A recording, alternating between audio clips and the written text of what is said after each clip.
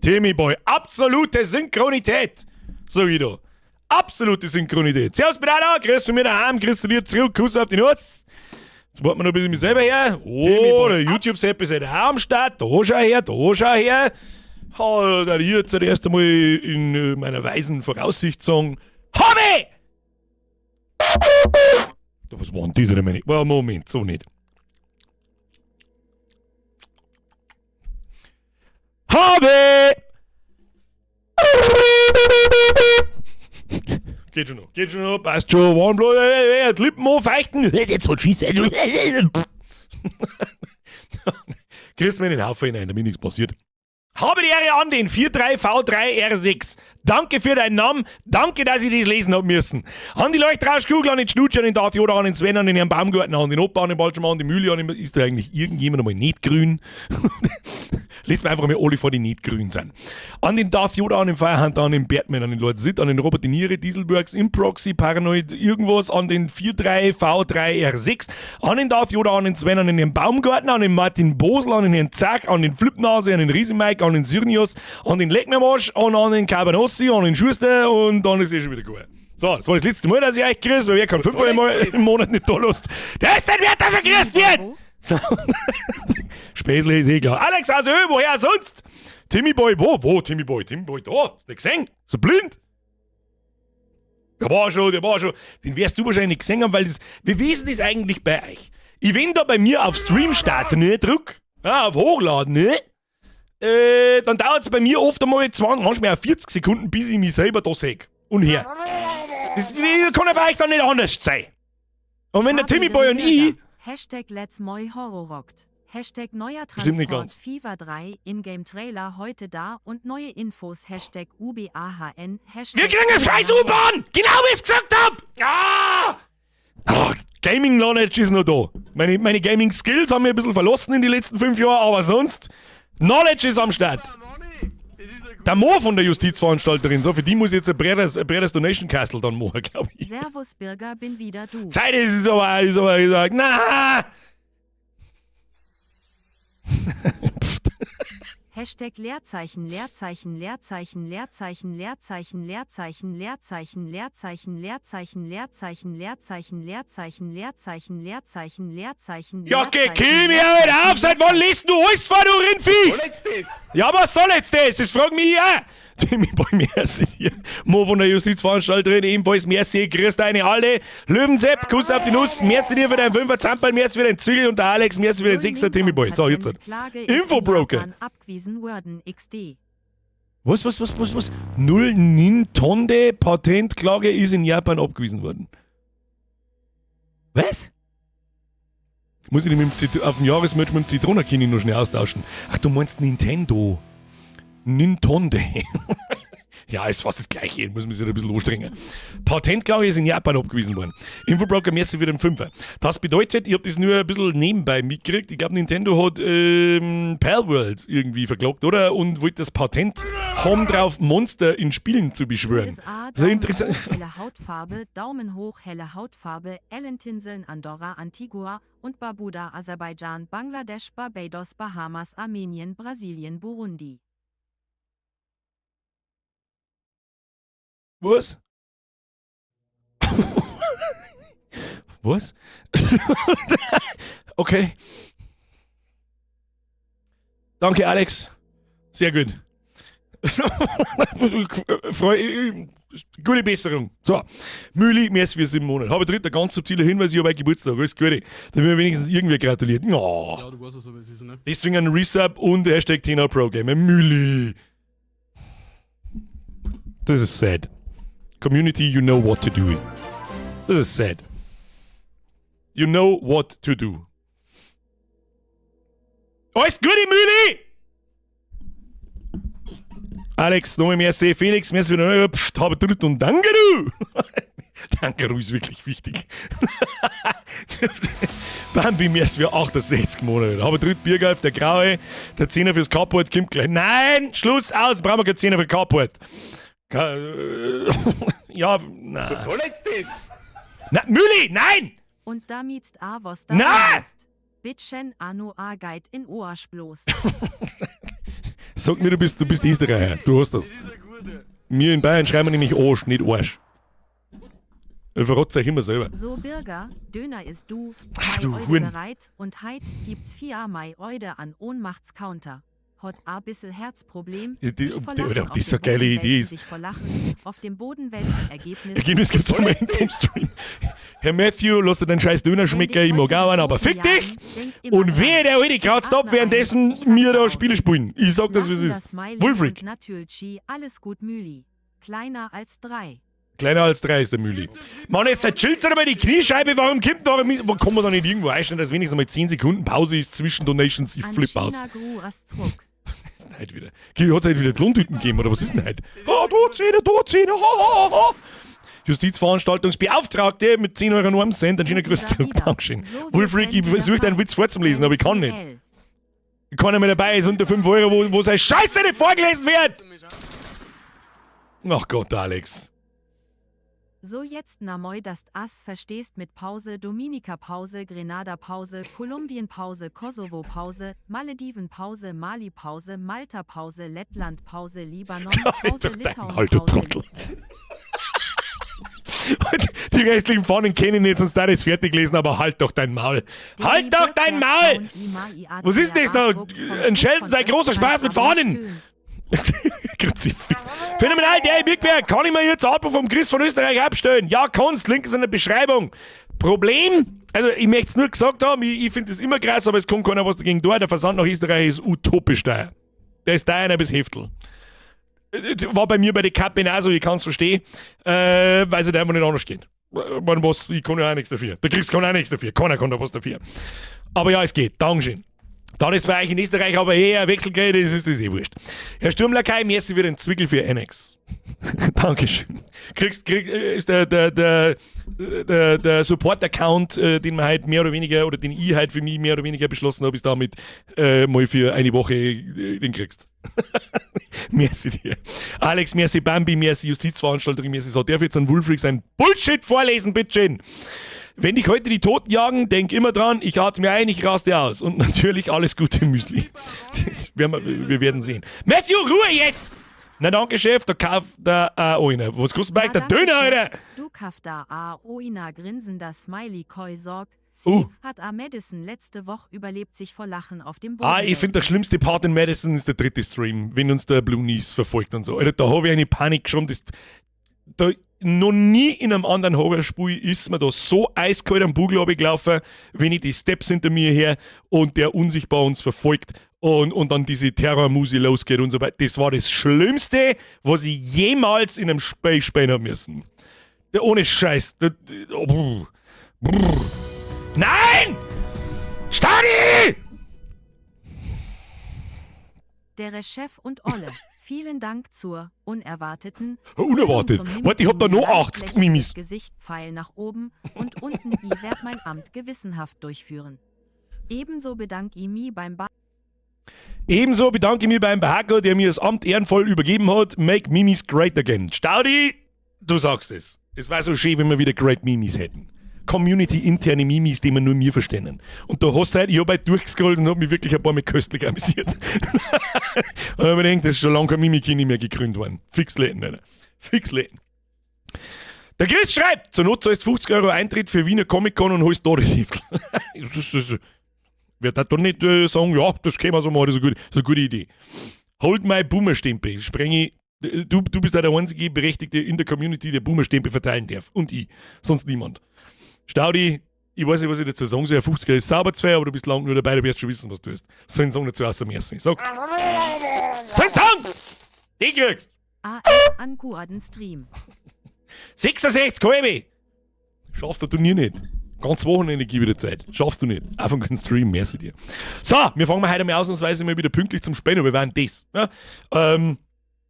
Heute ist der Last Dance, meine Damen und Herren. Darum gehe ich euch ein letztes Mal. Gehe ich euch damit auf den Sack. Wer es immer noch nicht da hat. Es gibt natürlich ein Horrormotiv. Der Horror Oktober ist ja heute mehr oder weniger so um 10 Uhr vorbei. Hier Sound Hell Survivors auf Horror Oktober 2025. Gehst du Biergewehr, kaufst du. Gibt's. Hier T-Shirt, Pullis, Tassen, alles, jeden Scheißdreck. jeden Scheißtrick. Ja, ich hab's auch. Schieß. Ich mag's angelangen. Ich mag's den ganzen Tag angelangen. Ich kriege ja ein bisschen harte Nippel davon, muss ich ganz ehrlich sagen. Ja, das ist gut. Ja, das gibt übrigens 10% Resistenz auf Jumpscares. Das Gier. Ja, das gutes Gier. Und wer sich denkt, sei Bude, da hängen wir jetzt ein Kreuzel rein, damit ich die Dämonen fernhalte. Nein, das ist nix. Hängst du lieber das Poster in das Zimmer rein. Ja, das ist einmal eine Ansage. So, und das war's. Das letzte Mal mit Werbung, das nächste Mal mit Werbung gehe ich auf den Sack mit dem Jahresmerch. Aber da ist er noch, da haben noch 6 Wochen nie oder 4 oder 5 oder irgend so ein Scheiß. So. Es war jetzt 10 nach. Was ist denn da? Schnitzelputzchen ist davor gefahren. Lang ist her, Flachwitz des Monats. Ja, der Mann hat der Woolfreak ein Wörtchen mitzusprechen. Ich werde gern mit Oralverkehr geweckt. Aber nicht, wenn ich in der U-Bahn mit einem offenen Mund eingeschlafen bin. Ich muss eigentlich was über das Battle in meinem Kopf. Mittlerweile darfst du eigentlich froh sein, wenn du der U-Bahn nicht mit dem Messer auf. Ja, sag's nicht. Sag's nicht. Schlüsselputzchen, Dankeschön. Kuss auf die Nuss, wir sperren jetzt. So, hat er nicht gesagt. Meine sehr verehrten Damen und Herren, wie immer gilt. Licht laut, Sound hell, Zeitung drunter, Tina Lady, Tina Pro Gamer, auf die fängt das schon wieder mit einer Kreisliga. Alter, ist die Grafik, wenn das Ingame-Grafik ist, dann scheiße ich aber her, das ist doch schon klar. Das sperrt 2,50 € oder so kostet. So! Ich tue das Mikrofon weg. Ja, ihr sollt sauber auftragen, damit ihr euch auch aus dem Bett rausreißt und nicht bloß mich. Alert Sounds aus, Schnitzelputzchen, Dankeschön. Wir fangen mal an, New Game, da nehmen wir keinen lang miteinander. Wir haben jetzt einen Monat lang, wir haben eigentlich seit 2 Monaten. In the silence of the night, demons ambush our thoughts and madness unfurls its flag in our hearts. Mein, lass mir ein wenig schneller lesen. Hallo, ich bin kein Englisch-Native-Dude.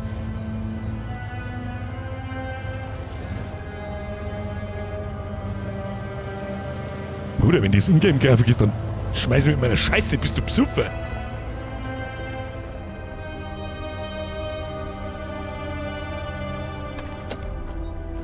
Graveyard Shift. Wir spielen halt Graveyard Shift. Tobo, merci für den Fünfer. Der ich muss der oben noch pleite, aber geben wir es lieber dem Fett, so gewinnt er nicht. Take den Schab, ja, okay, natürlich. Merci nicht. Wir spielen halt Graveyard Shift. Dezember 1995. Whispering Wind Cemetery. Flüsternder Wind, Friedhof. Alter, die Grafik ist insane. So, jetzt so gerade. Wieso ist denn die Kamera so schwammig? Oh, ich habe ein Achievement gekriegt. Welcome. Enter the Whispering Wind. Also, wenn ich weiß, was Graveyard heißt, das heißt Friedhof. Wir haben halt Friedhofswärter. Das ist alles, was ich weiß. Was da passiert, was da los ist und überhaupt so ist, das werden wir rausfinden. Ich weiß ja nicht einmal, ob es ein Spiel ist, dass wir auf einmal fertig kriegen, aber wir werden schon sehen, was passiert bis um 10 Uhr. So, da steht der Pfarrer. Ein wenig schwammig ist es schon, gell? Ein wenig schwammig, da werden wir mal kurz mal hier Input, Video Settings, kann man da mir hier Borderless Fullscreen, dein Mom ist Fullscreen. Und das kann nicht! Temporal Upscale, mach's mir on. Apply. Ich weiß nicht, was es ist, aber wir werden es schon herausfinden. Resume Game. Ich sag nix. Das schaut richtig heftig aus. Bist du Psuffer oder was?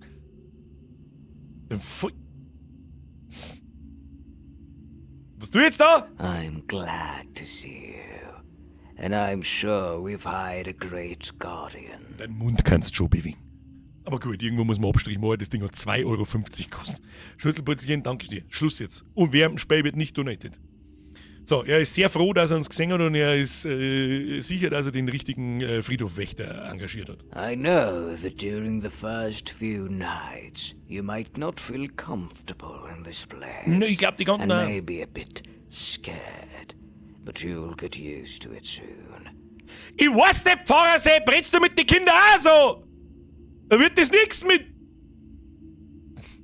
Oder wenn du stell dir vor, du sitzt im Beichtstuhl drin, weil eine Kirche nicht schon seltsam unheimlich genug ist, dann hockt er drin und er redet mit der Stimme.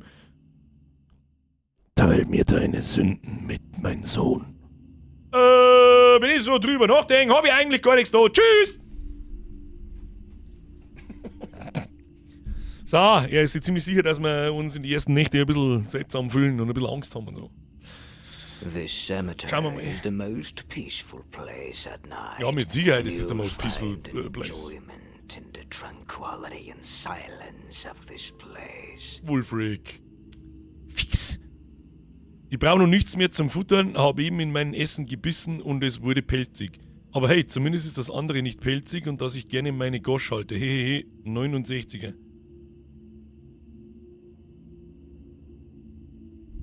Was? War das jetzt ein Witz oder war das jetzt eine Geschichte? Oder was? Es hat schon einen Grund, warum Wulfrics ultra schlechte Witzekasse auf dem Jahresmerch ist. Wenn das jetzt ein Witz war. Hat schon einen Grund. Da steckt der 800-Euro-Schein drin. Sie werden sehen, Sie werden sehen. Merci dir. Schluss jetzt. Of course, you need to be very vigilant and make sure no one enters. You should know that many famous people are buried here. Da sind sehr viele bekannte Personen auf dem Ding. Was heißt denn Vigilant? Weiß man, was Vigilant heißt? Kann ich gerade nicht direkt übersetzen. You need to be very vigilant. Ich darf es jetzt so sinngemäß übersetzen, so ich muss sehr achtsam, sorgfältig. Fridolin! Hey Junge, letzter Horror-Stream, alles gute Nudelburger, merci dir. Schluss jetzt. Wachsam? Ja, wachsam. Ja, dann war ich schon richtig. Johnny's to get all the details from him. Ah ja, der Sound, dass wir ein neues Objective kriegen, der ist ja überhaupt nicht zum Erschrecken. Herzlichen Glückwunsch. Hauptsächlich, da steht einer. Okay, so, wo haben wir? Wir haben da Fuse. Wo ist meine Maus? Hallo? Oh, was ihr nicht seht, ist links unten ist mein Herzl. Das ist bei 100%. Das ist nicht so wichtig, weißt du. Switch, Zoom, Pan, Tap, Close. Go to security room and talk to Johnny. Johnny! Nee, ist halt wahrscheinlich ein Asset-Flip, das Spiel. Ja, und Unreal Engine. Okay, sag ich, wo ich da bin? Das ist da unten ist der Eingang, oder was? Ach, leck mir Moschen.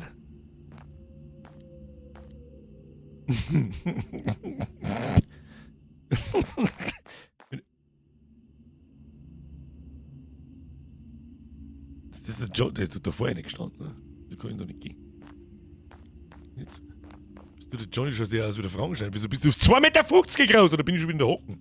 Ja. Hallo?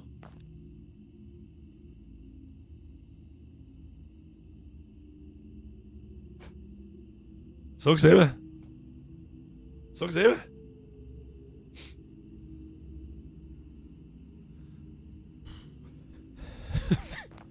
Wo ist denn der Security Room, Alter?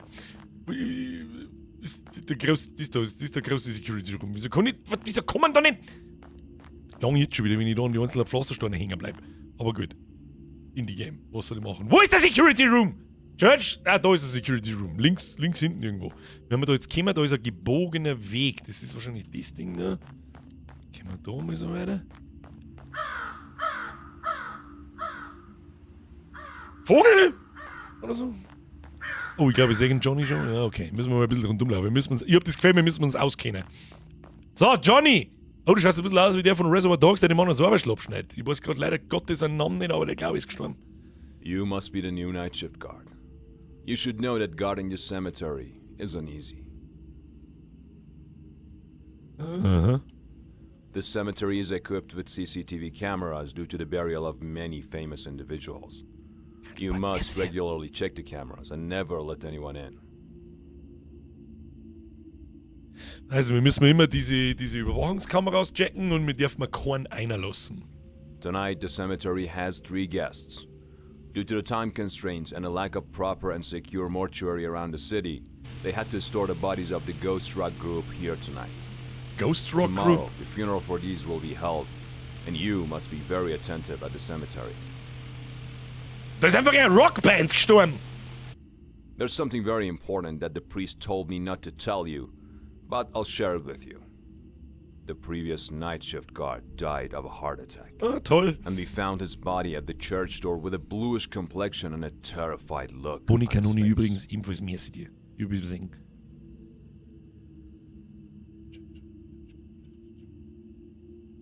Also der vorherige ist an einem Herzinfarkt gestorben. I don't want to scare you, but I thought it's better that you know and stay more alert. If you have any questions or encounter any issues, please contact me. Remember to regularly check the cameras. Okay. So, und sie fahren jetzt da und ich bleibe mal am Friedhof hocken und schauen Kamera oder was? Ich meine Michael Madsen. Richtig, Mr. GSI Agent. Entschuldigung. So, jetzt bin ich da. Und was ist der mir jetzt? Warum? Komm mal das Kopf.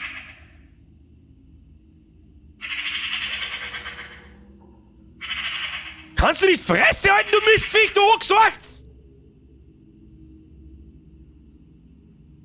Ich glaub, du übrigens spinnst. Du hör mir das Blumen und den ganzen Scheiß aus. Feuded Post-Processing, Shadow Quality, Reflection Texture, Visual Foliage, Shading, Volumetric. Man konnte den scheiß Blumen nicht ausmachen. Fix. So. Und einen Headbob kann man auch nicht ausschalten. Fix. Naja gut, gehen wir erstmal in den Security Room. Wie ich gesagt habe, regnt's da drin? Wieso regnt's im Friedhof, aber heraus nicht?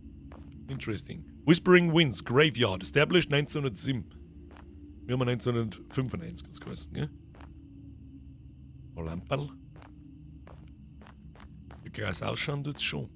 Na, da geht's nicht zur Security. Thomas, was ist das? Das ist der unüberwindbare Pflasterstein da, oder was? Wo ich nicht...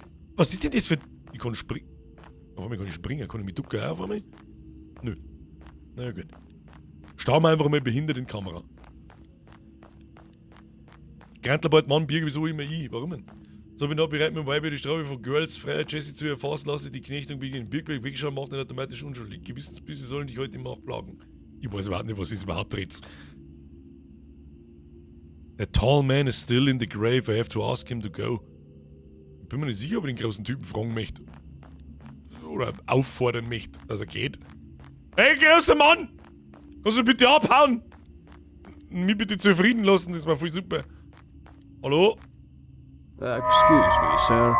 I must ask you to leave this place. This cemetery is closed from 5 p.m. onwards, and I have to lock the gate.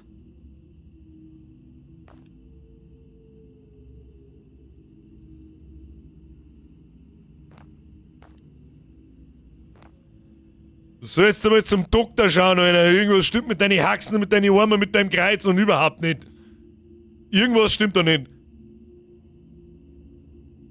Okay, ciao. I have to close the door so that no one else enters. Okay. Ist dieses Tor? Nein, das ist nicht das Tor. Was ist denn das da hinten eigentlich? Das ist Warehouse. Da oben haben wir Fuse, Church, Security Room, Dissection Hall. Was ist denn der Dissection Hall? Liegen dort Leichen drin, sage ich das richtig? Der hat 66 Kolbe, ja, ich glaube. Vielleicht geht er aber noch ziemlich gut. He seemed nervous. Did he get upset by my words? Hat ein bisschen einen nervösen Eindruck gemacht, sagt er. Ob er vielleicht ein wenig grantig geworden ist. Was ist jetzt halt? Enter the security room and check the CCTV. Jetzt gehen wir jetzt mal da hinten und schauen wir, was da hinten los ist. Du magst nicht wissen, was das Warehouse ist. Unangenehmes Tor. Bis jetzt ist alles ziemlich unangenehm. Es wird aber wahrscheinlich jetzt dann irgendwann Nacht. Und hundertprozentig zwingt mich irgendwas, dass ich da rausgehe. Und dann ist es eh gut. Dann müssen wir, es wird Zeit zum Unterhosen aufsetzen. So. Hinter ins Eck. Ich hoffe bloß, dass ich da vor nichts davonlaufen muss oder irgendein Scheiß. Das ist was ich mal am meisten hasse. Haben wir da hinten. Das ist auch ein seltsam gestaltetes Eck da. Hundertprozentig, dass da irgendwann jemand draußen steht. I guaranteed. Ich riech's ein bisschen daher. Für das haben wir jetzt vielleicht nur Spiele gespielt. Wieder. Ah! Furze! Und jetzt? Starren wir da so lange rein, bis wir irgendwas sehen, oder was? Dann kann man mal versuchen, uns... Was heißt das?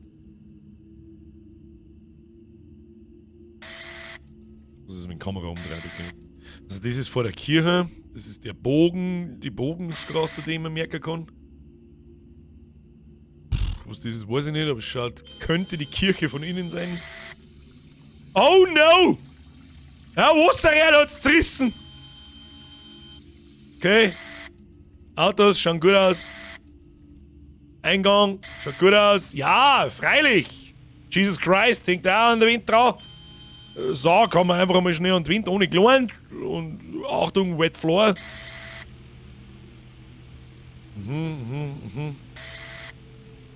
komm ich da. Torch doesn't need new torch oil yet. Was? So.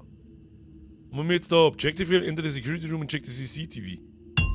Ah. Ja, okay, Alter, was. Examine the waterpipe. Bruder, was weiß ich, wo die scheiß Waterpipe ist? Gut, solange es noch hell ist, fällt sie nichts. Hat's geheißen. Das hat's geheißen. Ich glaub, ja, da hinten blinkt's, das ist gut.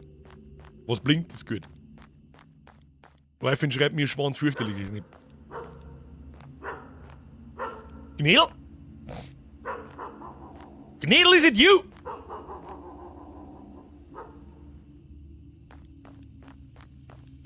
Ich bin ja jetzt gespannt, wie wir das Geld zumachen.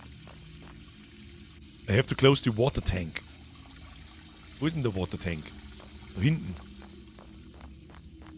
Einfach mal am Schnell nachgehen. Oder was?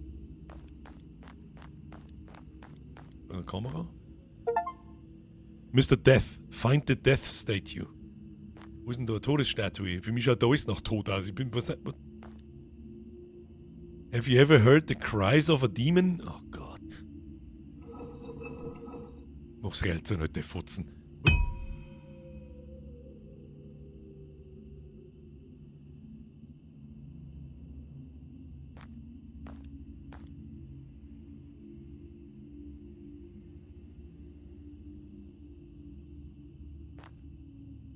Sie haben nichts gesehen. Oh shit.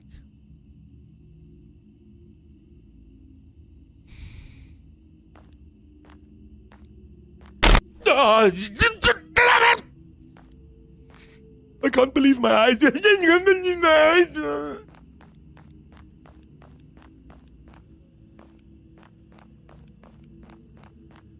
Ziehen wir es einfach durch, Alter. Wir haben jetzt seit 5 Wochen lang. 5 Wochen lang jede Woche 3-mal irgendwelche Horrorspiele gespielt. Du kannst mir jetzt dann am Arsch lecken. Oh, muss das ja so beschissen laut sein!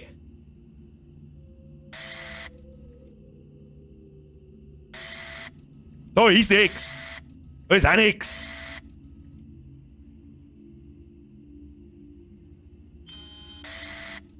Da ist nix. Jetzt ist ein Pommes geflogen. Mein Mike, das Pommes geht auf mich.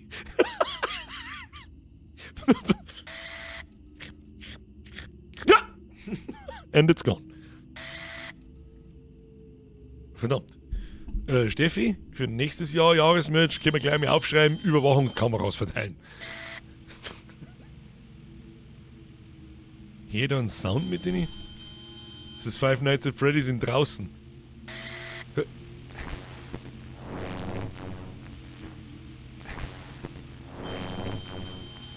Ja, das ist halt jetzt nicht gut. Der Mülleimer ist umgefallen.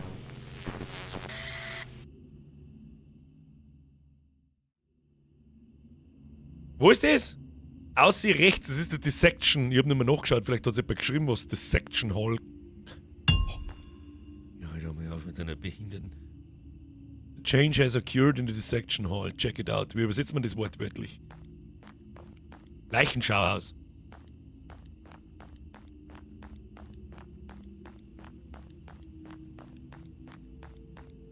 Warum liegt da ein Sack mit der Bier keine Masken auf? Ja, wieso bleib ich an jedem Randstall hängen?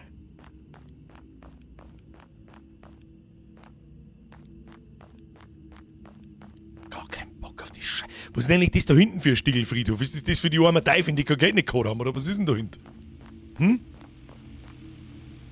Da summt irgendwas, da hängt irgendwas. Irgendein Russenzeug.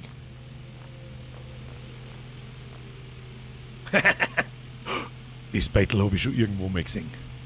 Dieses Bild habe ich schon irgendwo mal gesehen. Warum hängt das in einer Leichenhalle? Wir wissen es nicht. Wir wissen es nicht. Aussegnungshalle.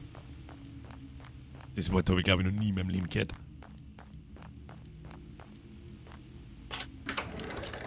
Ah ja, schöne Tier zum Augen, wunderschön.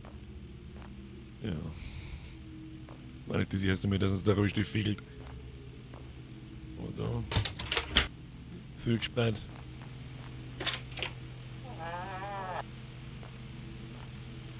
Wer ist denn da eingekommen? Der Graf Dracula himself oder was?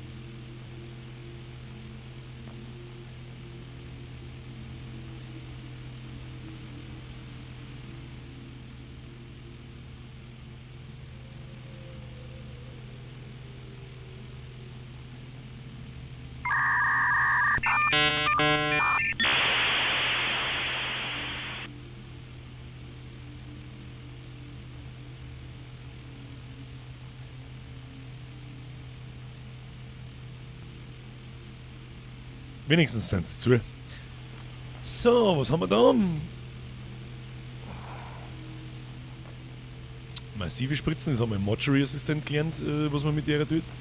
Was tut denn da eigentlich so? Ja, gehen wir mal in den anderen Raum, wo wir eigentlich hin müssen. Bild von Leia Sophia. Ja, ich habe mir schon gedacht. Christina hat sehr gut recherchiert. Okay, das ist, ja.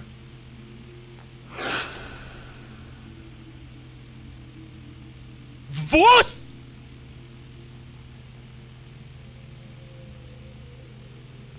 Warum? Warum hat da jemand angefangen zu fließen, die aber gefallen zusammen zum Kern oder mittendrin?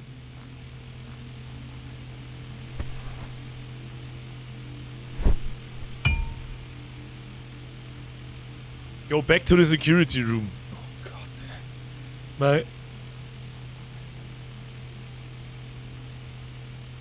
Ah!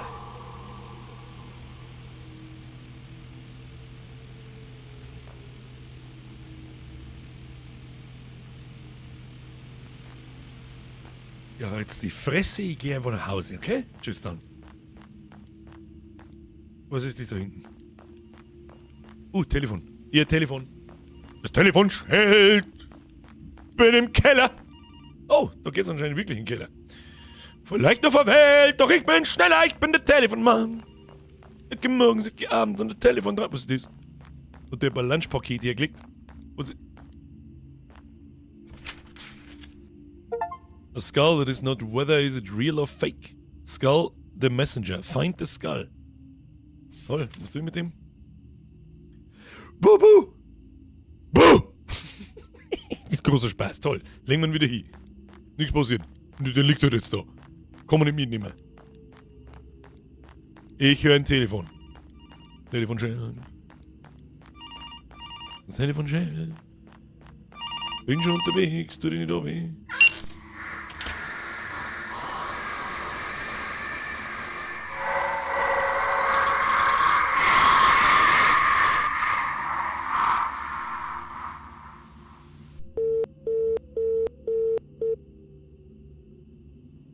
Was?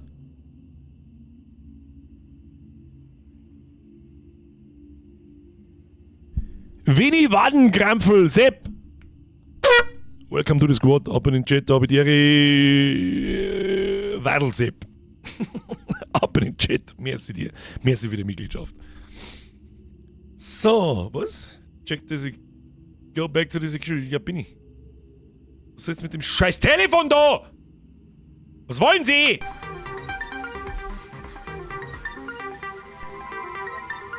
Okay, toll. Und der Lötkolben. Da macht Sinn. Weiß nicht, bevor die Leute da eingeräumt werden, legen sie die vorher in mein Bett ein. Oder was ist denn passiert? Deine Mama ihre Tage gehabt, oder was ist denn passiert? Wie schaut's denn da her? Warum liegen da Paletten und Müll? Warum sollten irgendeine Arbeitsplätze so ausschauen? Was ist denn das eigentlich da? Red Hot Noodle. Oh, hab ich auch. So. Ah.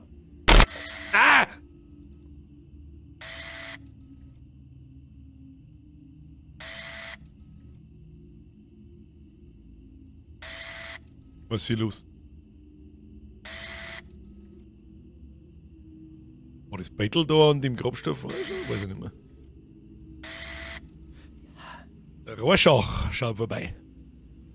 So.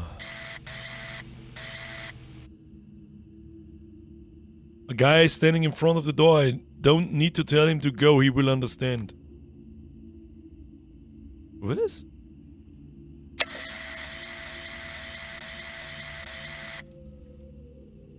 Natürlich werde ich ihm sagen müssen, dass sie sich verpissen soll. Was ist denn? Wir kippen eine Sturmmasken und mit der Schwarze rein zum Friedhof und sagt mir schnell, ja, wollte nicht mit meinem Babsur. Warum ist da ein Oszilloskop?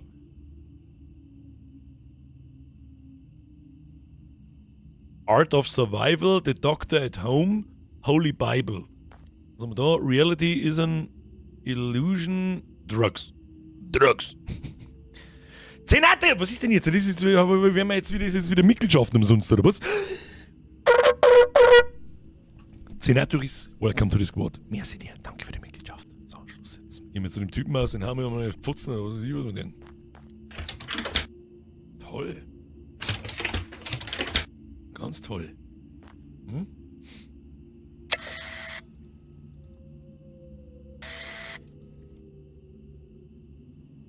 Schön. Community lernt schnell. Alle begrüßen von mit Liebe die neuen Mitglieder, ohne dass ich was sagen brauche. Was ist denn jetzt mit dem Typen da draußen? Ich komme nicht mehr von der Tür aussehen. Ich weiß nicht, wer mich eingesperrt hat, aber er wahrscheinlich. Soll man jetzt anstarren, bis er uns anspringt, oder was soll man da? Hm? Warum schau... Ich verstehe nicht. Der Typ möchte das kaputte Rohr schweißen. Dreamer, das kann möglich sein. Da irgendwas? Ja. Oder ist auf alle Fälle die Tür habe ich aufgelassen. Entschuldigung, mein Fehler. Das ist jetzt auch noch nicht sonderlich viel passiert. Da hat sich auch nichts geändert. Ja. Du jetzt kann ich mal Pfotzen ans Tisch gehen, oder was? Und mit Telefon? Oh, das ist einfach ein Ziel, den ich nicht gesehen habe. On the east side of the cemetery, standing over a grave, but I don't care to approach her. Her crying is intensely eerie and disturbing, and it's unbearable. I have recently found a solution that can make her voice somewhat more tolerable for you. Just whisper Jesus Christ 20 times. We don't know who this nun is, but I'm certain that she is not human. Das ist nochmal langsam. Wo im Osten? Östliche Seite of the cemetery standing over a grave. In der Ostseite. Okay. Telefon, muss ich da auf den roten Knopf drücken, oder was muss ich denn da? Certainly, here is the news broadcast. Your last radio news reporter here. With a bitter piece of news from the world of music, we welcome you. In a tragic and unfortunate incident, the members of the iconic music group Ghost Rock, one of the world's popular music acts since 90s, lost their lives on the road to New York yesterday. This renowned group was known for their unique compositions and their haunting and enigmatic sound, leaving an indelible mark on the world of music. The members, who were traveling to New York for a Halloween celebration, tragically lost their lives in a devastating accident. Following the fatal crash, the bodies of these artists have been transferred to Whispering Winds Cemetery.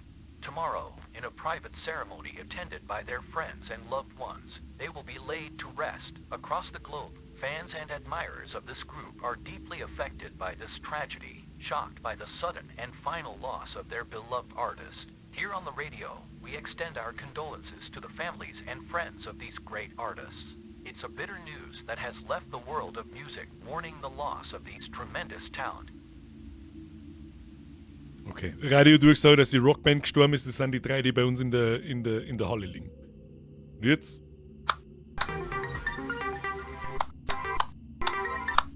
Okay. Herzlichen Glückwunsch. Geht jetzt die Tür wieder auf? Na, wieso nicht? Ah, das ist ja interesting. Toll. Und jetzt? Schauen wir da nochmal durch.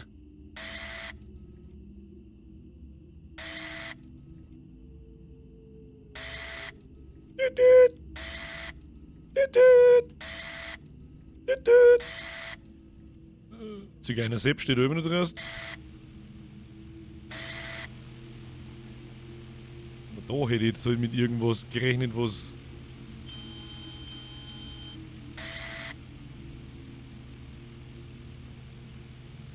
Das sind ja noch die 3 vorbereiteten Särge, sage ich das richtig? Kamera kann da mal ja WD-40 vertragen, das ist richtig. Wollen wir da irgendwas machen? Nein. Hallo?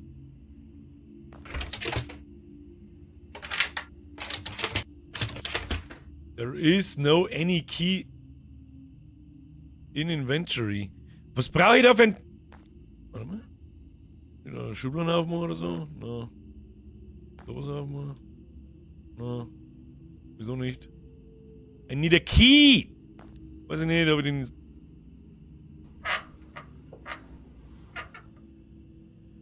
Muss ich mir mal vollgeschissenes Bett einlegen, ja gut. Und jetzt? You need to rest. Wo ist denn das gestanden?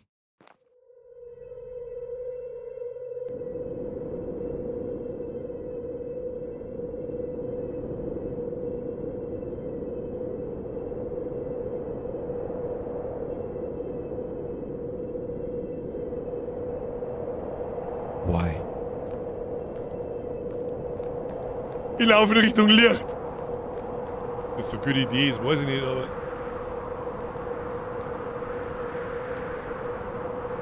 No any note yet. Rammen wir das gerade, sage ich das richtig?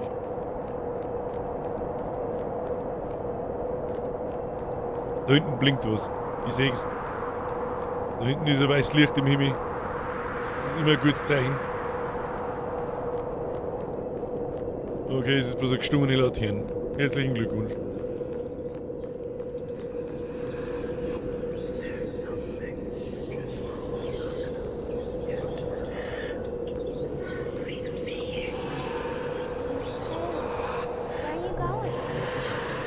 Jesus Christ, Jesus Christ, Jesus Christ, Jesus Christ. Ich spring!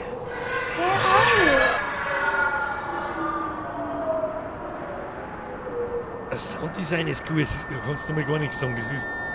Ich muss mein Mikrofon... Erinnert mich ans Mikrofon nicht pimmeln. Hör mir auf, jetzt wie rot zum Schreien, wie rot zum Schnaufen oder was auch immer das da tut! Kruzifix! Ah! Okay. Ich fürchte, dass wir jetzt ein Problem kriegen. Dann brauchen wir erstmal einen Schlüssel. What? Why is the dish spilled? Oh no.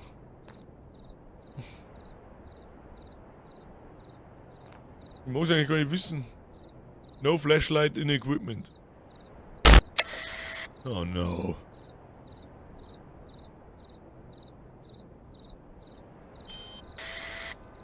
Okay. Wo dies ist, weiß ich noch nicht so hundertprozentig, aber ich glaube, wenn wir noch hier rechts vorbeigehen.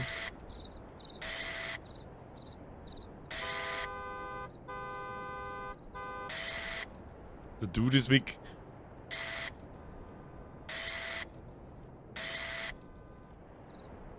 Okay. Das Auto piepst. Pick the flashlight and find a way to disable the car alarm.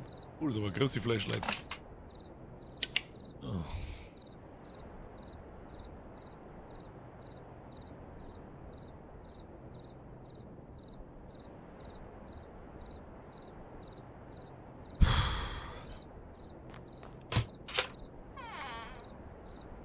Ach komm, Alter. Ach, geh weiter. Ne, erledigt mir jetzt bloß noch. Alles immer nur im Vollsprint. Ja, dude, motherfucker, find a way. I need a tool in the warehouse. Jetzt holen wir uns ein Tool im Warehouse. Mr. Warehouse Sepp. Oh, ist das mies gemacht. Was hat denn das für Lichter da hinten? Ist das ein Stadt? Was ist das so? Zikade oder was? Das ist schlecht. Ja, super Warehouse, wow!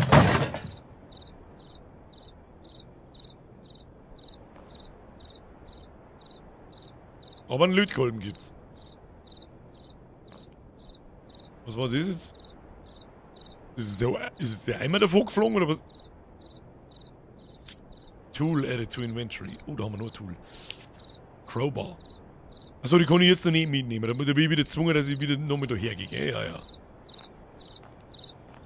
Okay, gehen wir.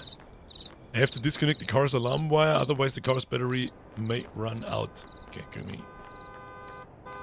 Wo wird denn sowas gemacht in der Motorhaube drin? Ich hab doch keine Ahnung.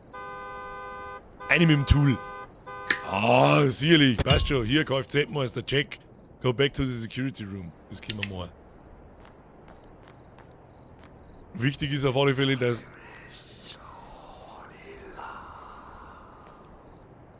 Was?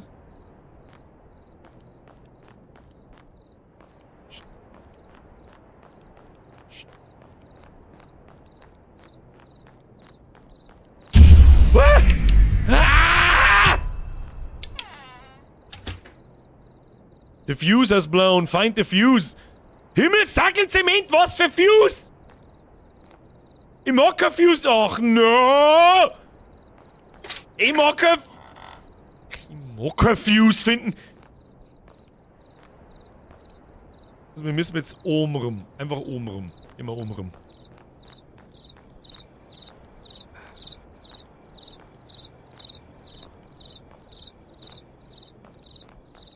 Obenrum.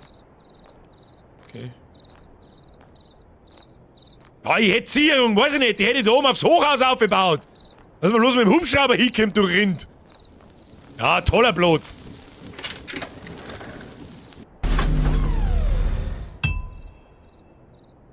Okay. Check the CCTV. Okay. Geh mal wieder.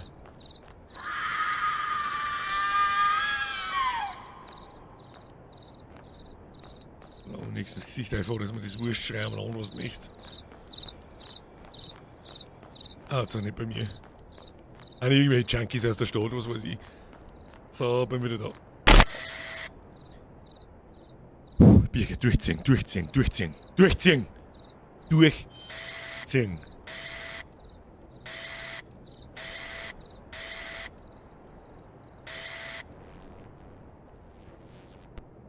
Tut schon wieder irgendwas komisch? Irgendwas tut komisch.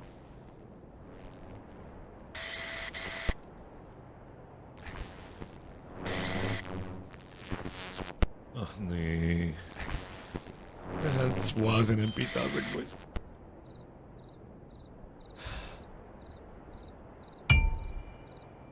Examine the change made in the dissection hall. Ach, Kämmer. How could the bodies have raised? Muss ich gar nicht wissen. Vollsprint. Kinder, Vollsprint. Kann ich nochmal anpimmeln. Einfach durchziehen.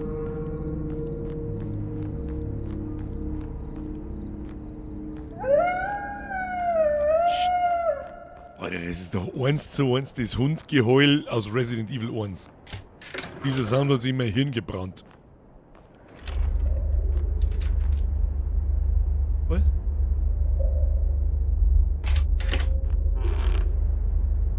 Okay, das Bild ist weg. Oh, mit die Dirze.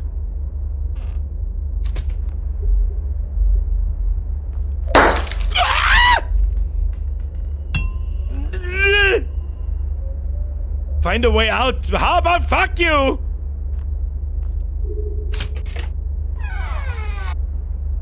Ach komm. Oh, Gänsehaut Level 9000. Kim, fuck off. Ich mag nicht mehr. No?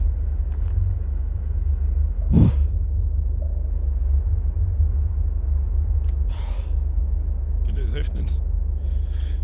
Das hilft nicht. Ich hab gehofft, beim letzten Mal brauchen wir es nicht, aber Tina Pro Gamer, ohne Tina Pro Gamer kommen wir noch keinen Meter nicht weiter. Das sagt er, das ist schon wieder vorbei. Ja, ich verstecke mich wieder hinter dem Mikrofon, kannst wieder finster dran. So, da nämlich auch keine Bodies mehr drin. Das sind einfach bloß die Leichensackel am Boden.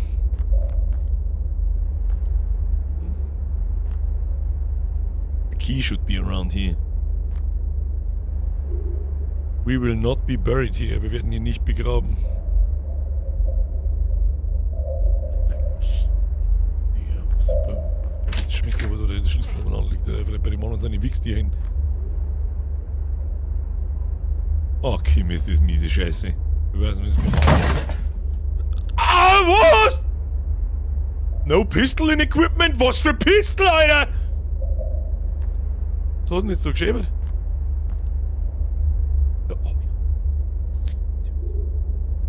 Oh, leg mir mal schon.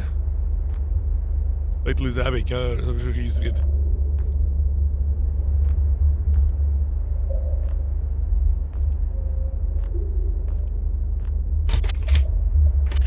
Ja, aber ich weiß nicht, wenn es ein Schlüssel, der ist noch. Was habe ich den Schlüssel nicht aufgeklappt? Ich hab den Schlüssel. Hast du jetzt den Schlüssel aufgeklappt, oder nicht? Ja.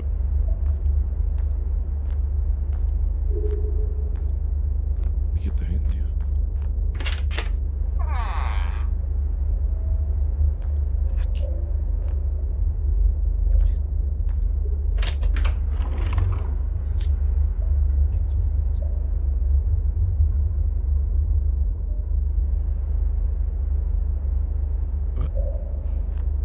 Was ist das? Diese Leichenverbrennungsanlage? Wo gibt denn da die Leiche rein? Ich hab keine Ahnung. Oh, fuck off.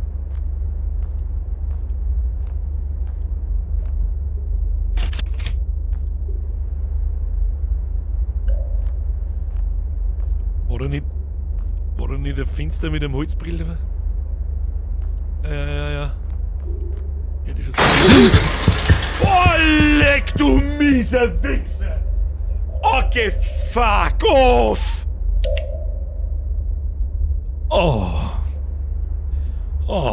Ich hasse euch so fei und ich bin so froh, dass heute der letzte Tag ist. Leckt mich am Arsch mit einer Scheiße.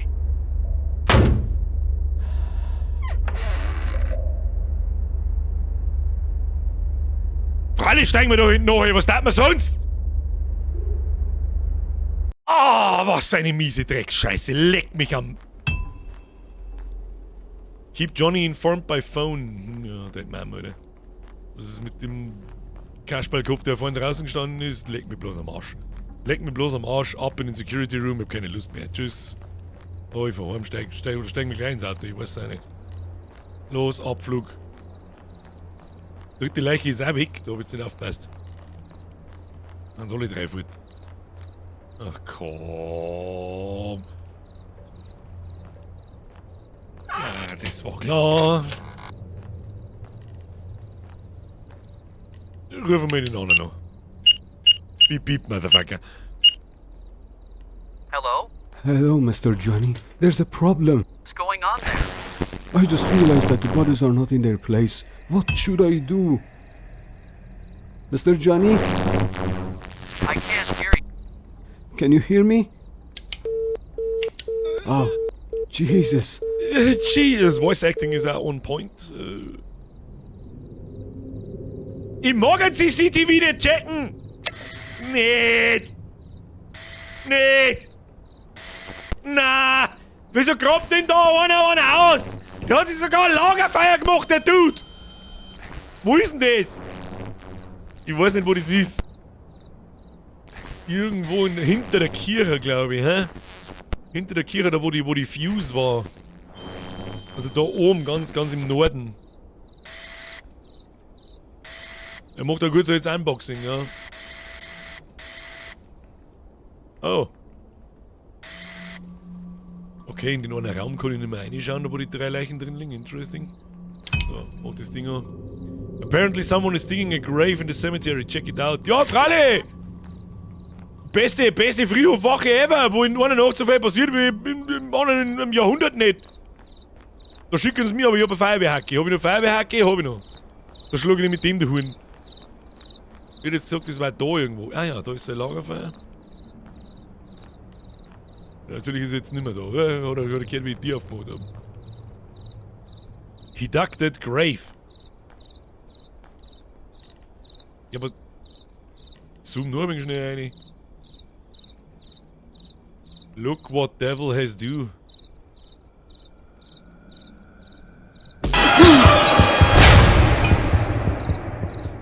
So, jetzt ist gut. Fickt euch. Das war's. Ich hab keine Lust. Das war ja komplett der Witz. Möchtest du mich verarschen, oder was?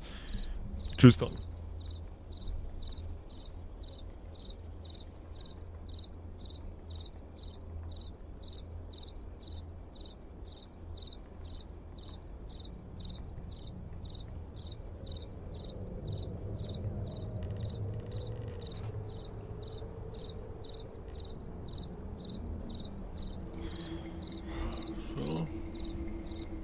Drehen wir uns gemütlich einen sauberen Dübel. Kann passiert sein, dass ein Löffel voll mitgegangen ist oder 2. Ja, Kruzifix oder was war denn das jetzt?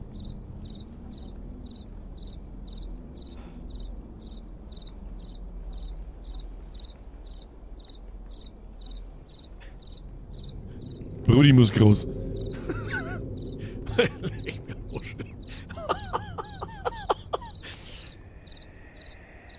Hey, Flüsterei auf einen ins Gesicht, Scheiß! Schmeißen kann ich schon damit, ich brauch nicht mehr scheißen! Oh, leg mich am Sack, oder was war denn das jetzt? Du, das da so auf, hier, da. Und die zweite habe ich verloren, oder? Die zweite Damenbinde, rest in peace. Brudi muss groß. Der Rammstein Berni schreibt, nein, Raucher macht es schlimmer, das Gefühl habe ich auch, ja. Oh, fuck off, Alter. Hat's jetzt zufrieden, ja? Wer hat gejammert, dass wir keine Jumpscares haben? Wir weisen mit Fick dich. Damit der Algorithmus und der YouTube-Claim richtig klar und deutlich versteht. Ficken Sie sich. Ja, toll! Escape from the graveyard through the gate. Super.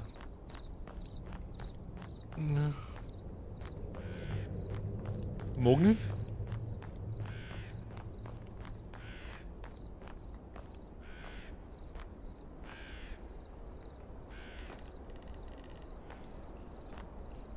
Was I supposed to be cemetery guard or a damn ghost club? I will not stay here even for a moment. Wenigstens einmal eine vernünftige Entscheidung. Versuche abzumachen. Lass mich raten, es geht nicht. Ja, natürlich. Was ist denn das? Superman-Schlüssel. Shit, the lock has been changed. Ah ja, irgendein Hurensohn hat uns da eingesperrt. Wahrscheinlich war es der Rorschach. Oh no. Get back to the security room. Ich mag nicht mehr, Alter. Ich mag da nicht mehr sein, einfach. Jetzt drehe ich mich ja schon nicht mehr umdrehen, oder? Wenn die Jumpscares alle so ins Gesicht einfahren, dann fick dich mit deinem Scheiß. Kein Rimm mehr wie 11 Monate. Kuss auf die Nuss. Schluss. Schluss.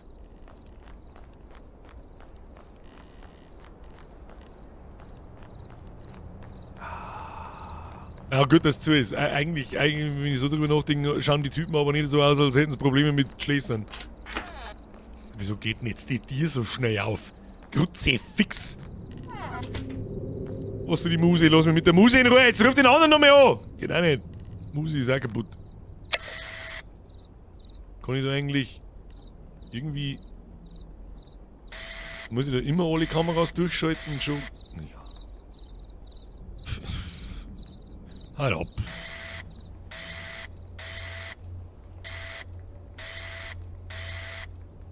Oh, Kamera ist schon hier. Was soll's da? Ich bin im Security Room. Ich will hier nicht sein. Ich sperr jetzt da zu. There is someone in church. Check out. Nein! Ich möchte das nicht!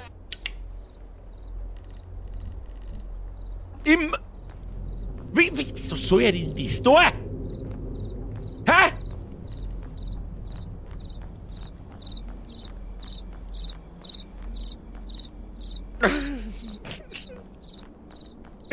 Los mich halt! Ja, freilich ist keine Träne, ist ja klar. Oder? Ah! Was, Kim, leck mich am Arsch!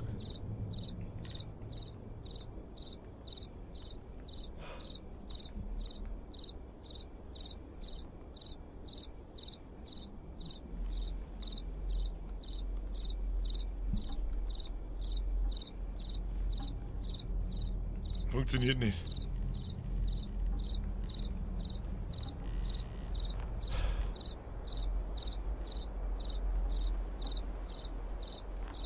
Oh, was muss ich denn da in die Schatzkisten reinschauen? Ja, hä?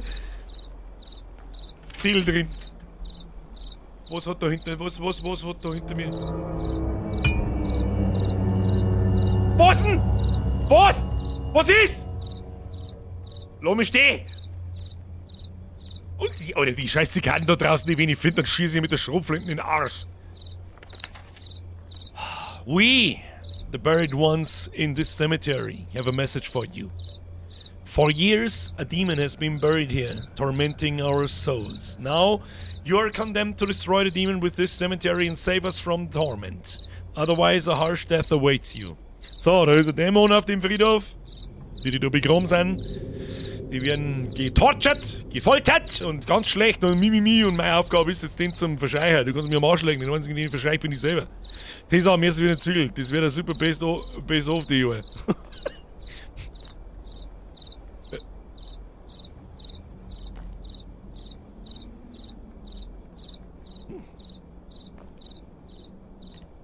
Oder mal einen dicken Sack.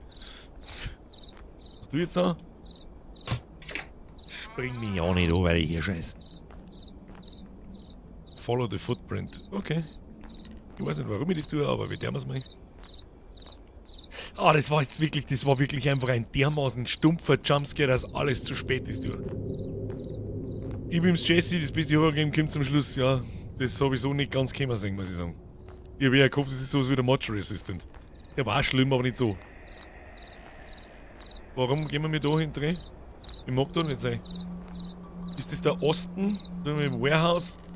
Stimmt, das ist rechts, also unter dem Warehouse. Was ist denn da noch? Was ist denn das? Ah ja, freilich, Singleplayer-Mausoleum, warum nicht? Wunderschön, ja. I need a tool to break the door lock. Gut, fix, das haben wir schon gesehen, die scheiß Brechstange jetzt falsch mitnehmen können, du Trottel. Wenn es nach mir geht, da die einen Grabstein ausreißen und einmal nachschauen, ob da schon noch alles stimmt. Luke, am Freitag gibt's Outgraders.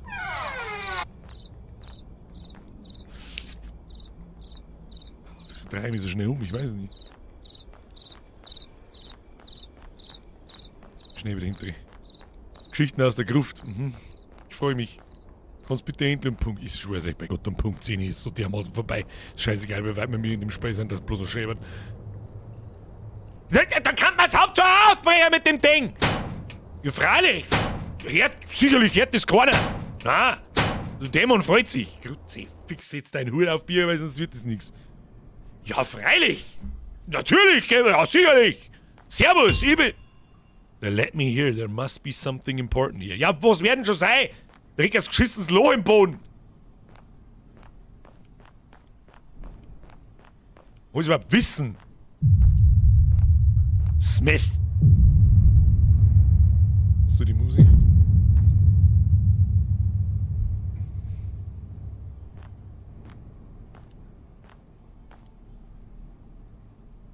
Taylor? Was soll...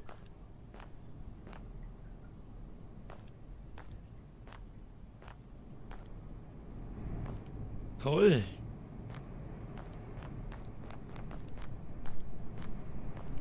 Jones.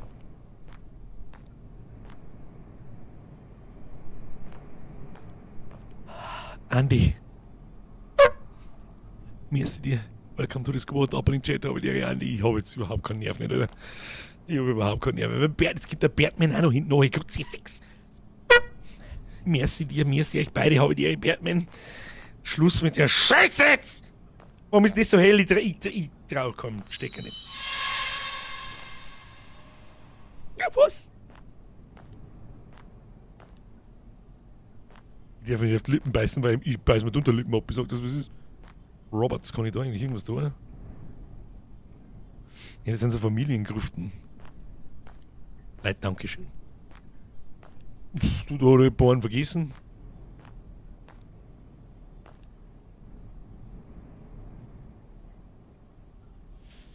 Alter, das entspricht dermaßen genau der Beschreibung von der Balkontür, die ich euch mal Ach du Fotze, du Kreislige. Du stinkendes Stück Arschloch, Krampen, fuck off. Ah!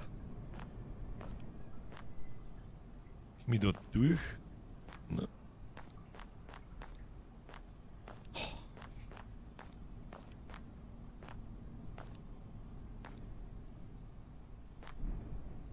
Oh, leck mir mal, ich hab leck. Aber da hinten schon wieder am.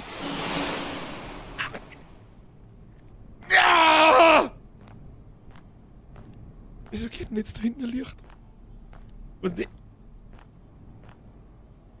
Die ist wieder für. Oh, komm. Williams or Britain family youngest child. And rotting corpses. Das haben sie vergessen zu übersetzen. Unfaulige Leichen haben da drin. Ich seh keine. Nicht. Oh. Ich hasse so stark, Alter.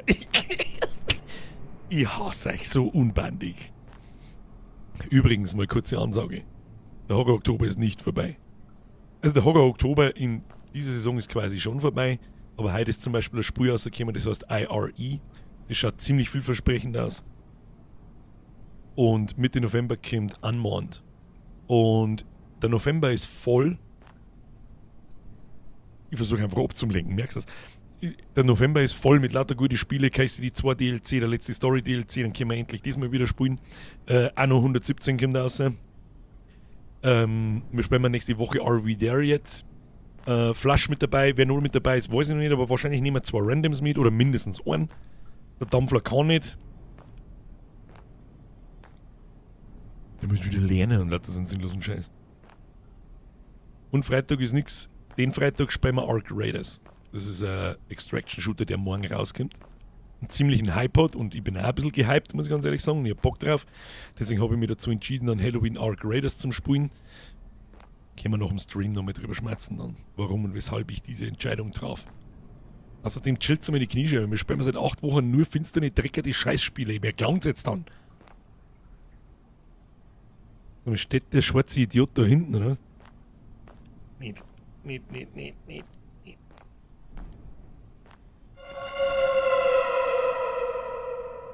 So Kackfrisur, du Fotzengrobi. Soll ich mir das was sagen, dass da was ist? Search the Underground Tomb. Ja, was soll denn da? Was soll ich denn? Was ist denn da? Da hat er mit dem Schatten ein bisschen übertrieben, hä? Ich weiß nicht, was ich suche. Steffi hat recht, ein bisschen was Buntes darf schon mal wieder sein. Könnt's mir am Freitag zuschauen, wie ich fail in Ark. Ich weiß nicht, ich glaube, es ist wirklich so. Es liegt weder am Battlefield Netcode noch an irgendeinem Netcode von irgendeinem Shooter. Wir haben einfach in den letzten 5 Jahren meine Gaming-Skills verlassen. Das ist, was es ist. Es ist, was es ist. Freunde der Sonne, es ist einfach so, ich will nicht Dinge. Das hilft nicht. Es gibt ja wirklich immer noch Leute, die weisen mir auf meine graue Haare hin. Ist auch lustig. Es kommt meistens von Leuten mit Geheimratsecken, so groß wie ein Geodreieck. Und seine ersten Diagnose kriegen. Und es haben wahrscheinlich auch die Leute, die meinen, ich bin wirklich 26. Ich weiß nicht, was ich suche da herin! Lost of Skills, ja. Leider ein bisschen. Ich weiß nicht, was ich suche da herin. Mein Knie hat sogar Kniescheiben. Meinst du? Ich weiß nicht, was ich da herin soll. Hallo? Search the Underground Tomb. Für 16 Scheine auch echt, Jungs. Brauchst du einen Navi? Nein, ich bin ein bisschen lost gerade. Ich weiß nicht, der Typ steht ja nicht zur Gaudi da hinten, oder?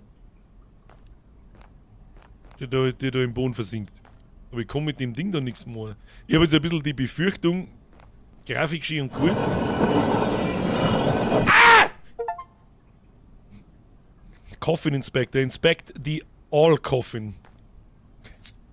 Key added to inventory. Schön, dass nicht dabei steht, welcher. Danke! Was haben wir da? Handwritten paper. Elias, during his 60 years of life, spent his entire life trying to meet the devil until... lesen ist so schön. Until one day he was possessed by the devil and began to torment and slaughter people. After a while, he was killed by the cops. His body was eventually laid to rest in a protected tomb underground, encircled by crosses and sacred verses. Elias was a very wise and kind-hearted man, but the devil took his body and soul from him. So, der Elias ist leicht eskaliert. Der hat sich gedacht, ich bin eigentlich ein ganz netter Dude. Dann ist der Demon Sepp gekommen und hat aber gesagt, na! Und dann hat er einfach einen Haufen Leute abgeschlacht. Okay. Schön. Tolle Geschichte. Was tust du jetzt mit dem Schlüssel? Was ist denn das? Fotoalbum. Wo hab ich denn das her? Was ist denn das für ein Fotoalbum, Alter? Was soll das sein? Warte mal. Kann ich zoomen? Zoom? Slide? No. Toll, Fotoalbum. Okay. Nein, das will ich nicht. Der Eskalias. leicht aus dem Ruder gelaufen, Elias. Gell? Leicht aus dem Ruder gelaufen. Aber vielleicht ist der Schlüssel für die Kammer vom Dämonensepp. Ja, das war jetzt das naheliegendste. Allerdings traue ich dem Spiel keine Mark mehr, weil der scheiß Jumpscare von vorher, der bleibt der Zeit hängen. Das ist ein Taschenfotoalbum. Ja. So. Ja, ist das eine richtig gute Idee, dass ich das Ding jetzt da aufsperre? Oder was stellst du denn vor? Ist das der Elias? The candles are lit as if someone was here today. Lass mal bloß in Ruhe, ich schwör's dir. Hart mit deiner Kackmuse und mit deinem ganzen Kack und überhaupt. Was ist denn das für Dinge am Boden? Was kein Mensch. Du jetzt da damit? Soll ich mich anziehen? So. Das ist ein gutes Hacke, das nehme ich mit. Oh! Axe for Iron! Oh! Können wir jetzt die Ketten zusammenhauen, das ist eine richtig gute Idee. Oder? Richtig gute Idee. Ja. Oh shit. Oh shit. Fucking car, Alter. Nicht. Oh, fuck off. Warte mal, die Dinger hängen doch da nicht zur Gaudi drum, Mann. Hau los, geh halt einfach.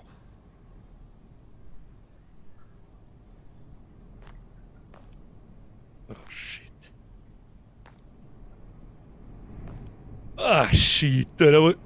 Wieso hat man eben nur Münzen? Der hat doch Leid umgebracht. In the name of the Father. Oh, wir haben ein spontanes Feuerzeug aus der Hosentasche gezogen. In the name of the Father, the Son and the Holy Spirit. Elias, although the devil has possessed your body and soul in this transient world, from today you will peacefully rest in eternal sleep because the merciful Lord keeps you away from the devil. Elias, may the Lord forgive your sins and place your soul in peace. Ja, es ist ein Abschiedsbrief vom Pfarrer, der gesagt hat, jetzt Kim macht zu. Und warum habe ich nicht so ein Feuerzeug? 10. Nacht? Okay. Okay, dann habe ich, okay. Warum nicht? So, exit the tomb. Ich habe ein Gefühl, dass das nicht so einfach wird. Oh shit, wenn ich jetzt da voll laufen muss, scheiße her, ich sag das, was ist, ich mache einen Vollsprint. Kim, los. Laufen wir ja auch nicht nach oder irgendein Mist.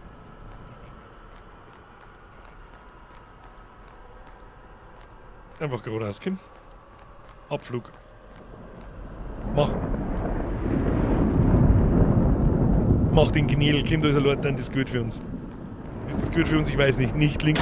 Ah, du Fotzenaffen-Typ! Ich geh. Warum gehen wir nicht zu den Hammer mit hinter der Treppen reingegangen? Wieso ist denn jetzt da... Ich versteh's nicht. Oh.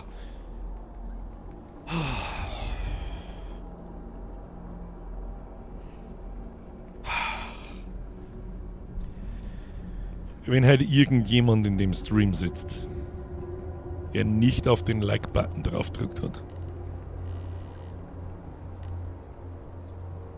der soll die schlimmste Nacht verbringen müssen, halt, der seit seiner Kindheit, wo er sich das letzte Mal in die Hosen geschissen hat, sich eine Nacht zu erklären. Ja? Für die wieder nicht ganz aufpassen und umeinander lurken und cool machen und in dem Flakscheinwerferlicht daheim hocken, du sollst einen Like-Button drücken, Dankeschön. Ha, Schluss. Get back to the security room. Wo haben wir mich überhaupt? Ah. Was liegt denn da? Wo liegt denn da? Flashlight? Ich hab doch schon ein Flashlight. Kann ich da wieder oben gehen? Nein, kann ich nicht. Warum nicht? Okay, gehen wir heim. Bin mir nicht ganz sicher, wo wir sind. Wir haben in der Cemetery, glaube ich, oder? Rechts daneben. Ja. Was?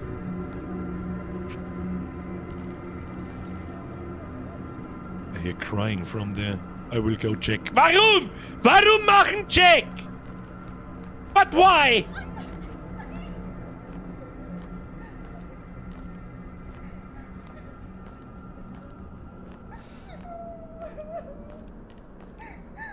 Oh, jetzt habe ich mir fast Knack verrissen.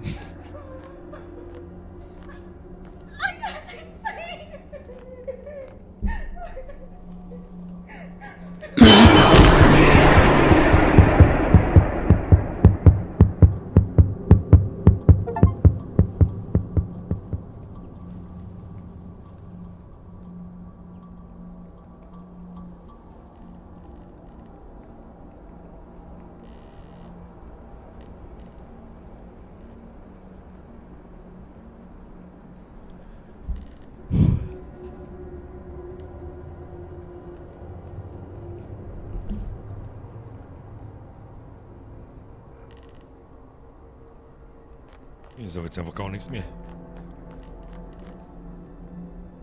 Get back to the security. Ich hab keinen Bock mehr. Können wir nicht wieder Luto spielen? Das war auch schlimm, aber anders. Können wir nicht wieder... Weiß ich nicht... Ja, was? Ich mag doch nicht mehr sein.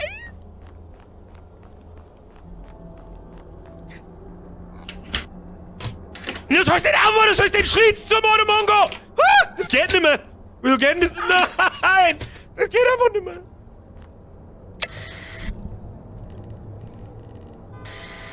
Nein, nicht schon wieder das Auto! Nein, nicht schon wieder er! Was? Ich glaub, das ist gleich, aber... Ah! Ah, oh Gott, jetzt ist er wieder da. Bruder, wenn er stinksauer ist, dann... Merkst du, jetzt haben wir in jeder Kamera irgendwas. Jetzt haben wir komplett gefickt, oder was? Er ist cool. Oh, aber der Jesus leicht seine Augen, oder? Oh ja, toll. Oh no. Oh no. Oh no. Oh leck ist die. Oh fick. Du. Oh. See you in the hell. Oh leck. Jetzt wird. Das ist hart asozial. Das mit den schwarzen Schattentypen mit der ist richtig hart asozial, Alter. Fuck off. Und was soll ich jetzt machen? Get back to the security room. Ja, bin ich. Devil does not burn. Oh no. Leave the area. Na? Warum ist jetzt mein Schloss weg? Ach Gott.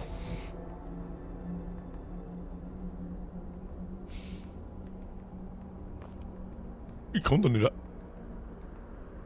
Wir einfach nur mal schlafen wir es weg.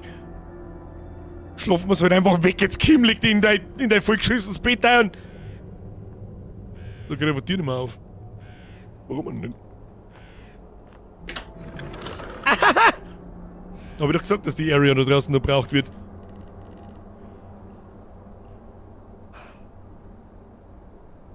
Ja, ich mach nur ein wenig langsamer, Kim.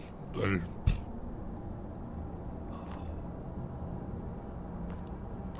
Dann gehen wir wieder... Ah, ja, toll. Was ist jetzt? Oh.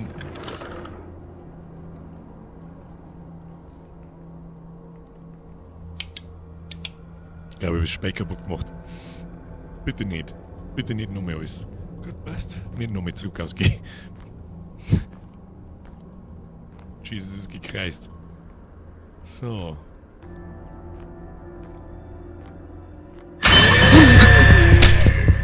Alter, halt dein Futzen, was war denn was?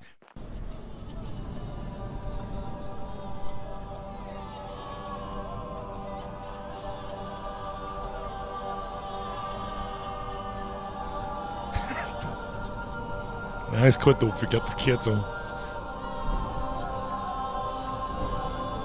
Where am I? Did I die? Okay, toll.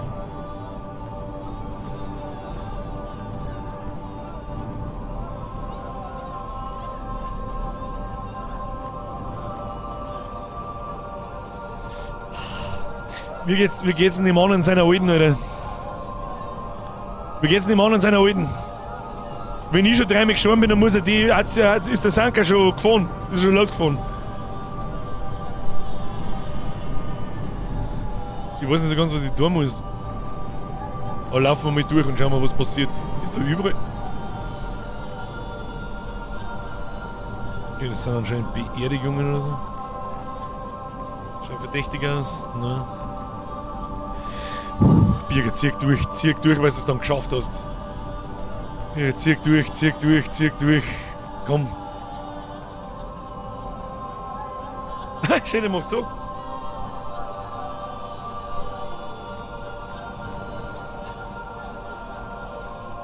Bin ein bisschen verwirrt.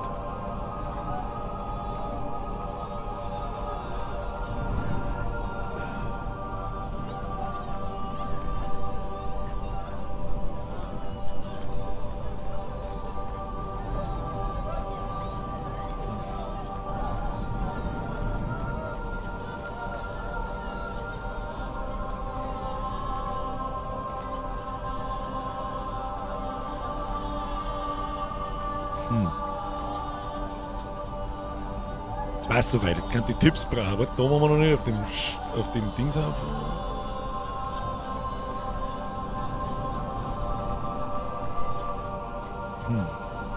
Hast du noch das Feuerzeug? Ich hab, glaube ich, gar nichts mehr außer das Diary da unten.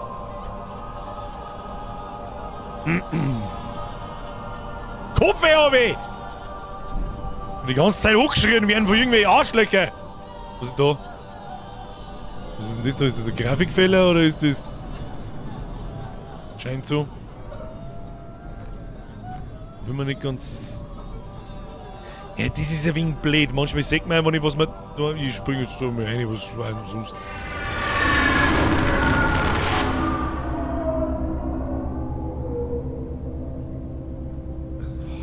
Komm, Alter, leck mich doch am... Im schwitzenden Reidel.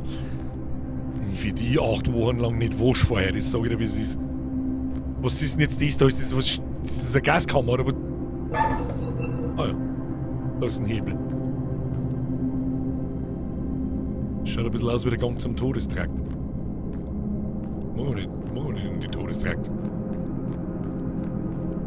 Pack die Glocke aus und attacke, dann nehm ich schon lieber Sicherheitsschrupfling, du.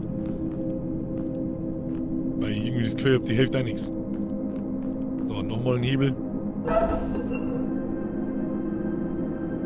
Ja, toll. Wunderschön. Beste Grafik ever. Na gut, geht. Bis ich was sehe.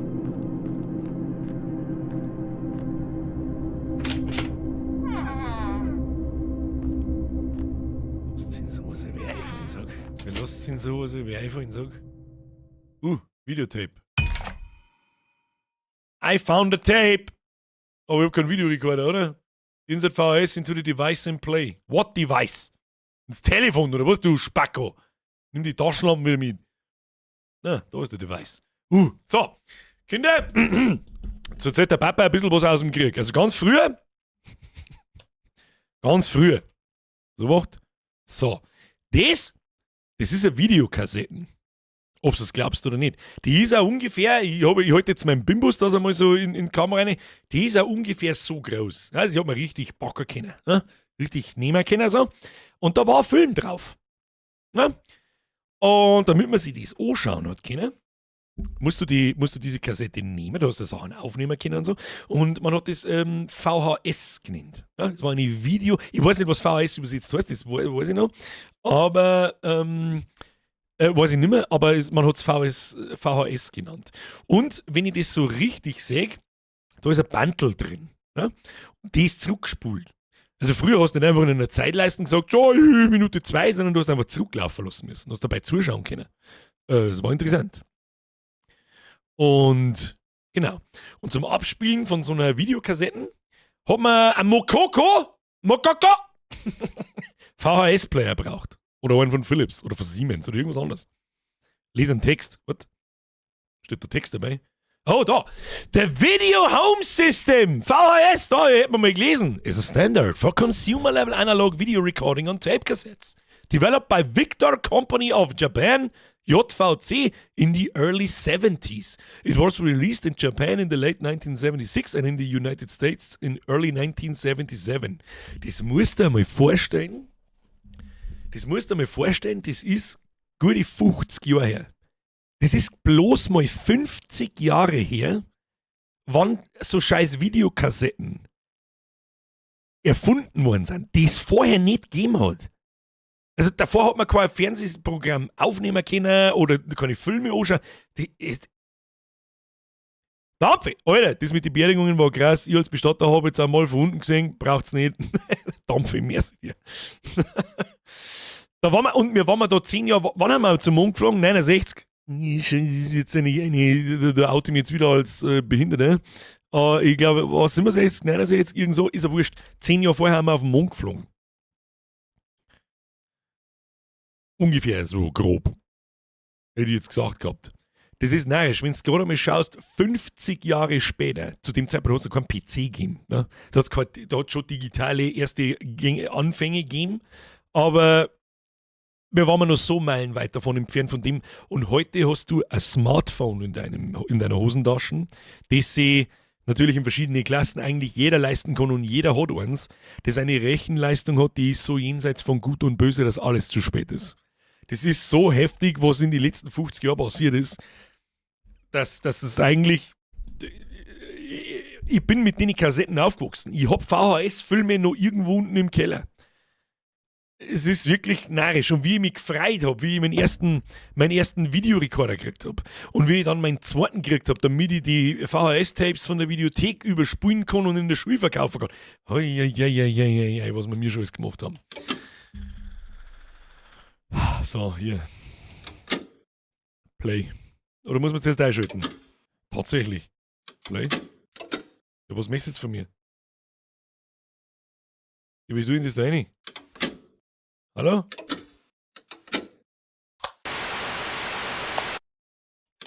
Wie tun das eine? Power, Rack, ich möchte Play. Geht nicht. Ich kann aber das Item auch nicht usen. Wieso nicht?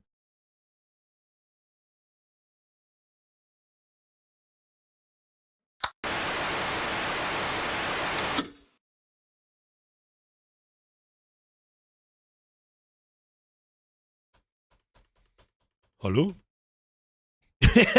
Guter Punkt. Ich checkt, ist was drin? Ja. Es scheint ja nur der Power-Knopf zum gehen, aber ich weiß nicht, wenn man jetzt da was einsteckt.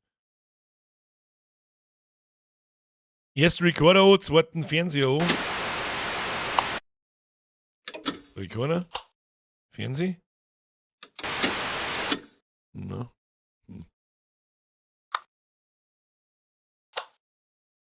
Mal schauen. Ist er schon auf wie hat's geheißen? Skat, glaube ich.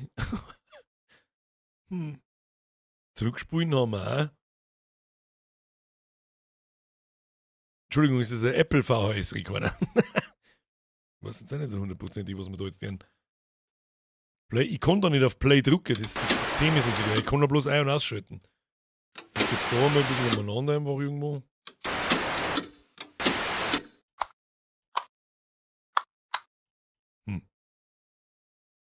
Draufhauen wie früher, stimmt. Mal ins Tape beiblasen. Nein, es ist nicht so gegangen, das ist nicht. AV1 vielleicht, ja. Jetzt stehe Items benutzt man mit rechter Maustaste. Das kann da mal irgendwo stehen. Das war toll. So. Ja, Sounddesign ist sehr korrekt, sehr korrekt. Das hat er richtig so geschäbert, so bevor es losgegangen ist und dann hat man auf Play gedrückt. Ja. Man hat Hello das. there, viewers. Today's true story is about a man who was hired as a security guard at the Whispering Winds graveyard. However, on the first night, he realizes that the spirits in this cemetery are asking him to destroy the body of a demon-possessed man buried there as it torments them. The naive and unsuspecting guard believes them and burns the body of the demon-possessed man. But he didn't know that the spirits are not visible, and everything he saw was of demonic nature. Now, the demon has awakened again, and the spirits of Whispering Winds are in torment. Death was the only punishment for this security guard.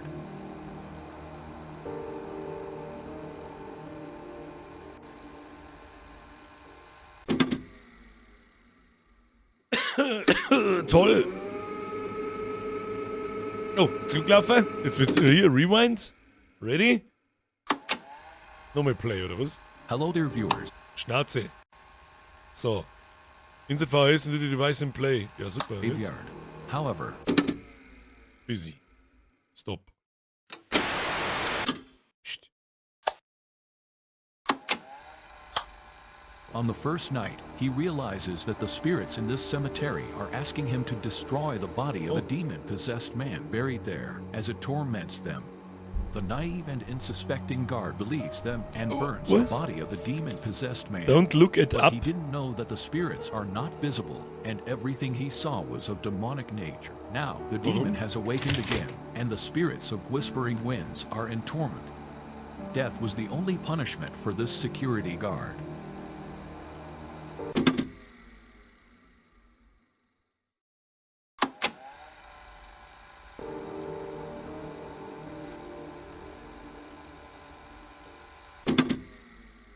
Was ist das für ein Käse? Ruhe jetzt. Machst mich ganz narrisch mit deinem umeinander geknackse. Ich krieg einen Flashback, dass ich einen Vogel krieg. So. Don't look it up.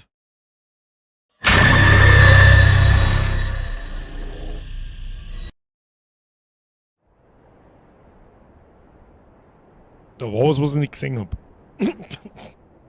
Ja, es ist wieder Tag! Haben wir fertig? Ja, haben wir fertig? Haben wir noch 10? Ist alles gut? Haben wir fertig? Ja?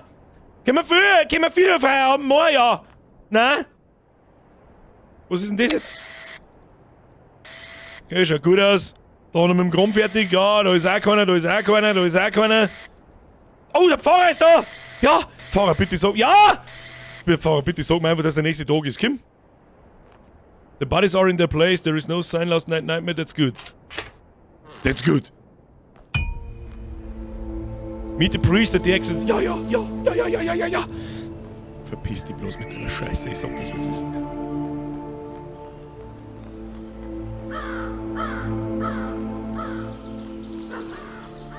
Los. Fahrer, Hübe! Los! Helllichter Tag, das ist gut für uns. Bernie, das ist erkannt. Das hast du schon. How was the first night? Was first night? Guarding at Whispering Winds. Was für First Night, Alter? I think you'd agree that being the guard in this place revitalizes the human spirit.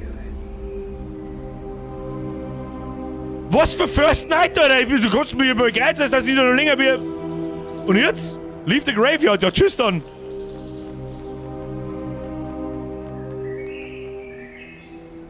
Fahren wir heim. Haben wir's durch? Bitte sag ja. Ist mir auch völlig wurscht, ob wir sauber zu früh sind oder nicht.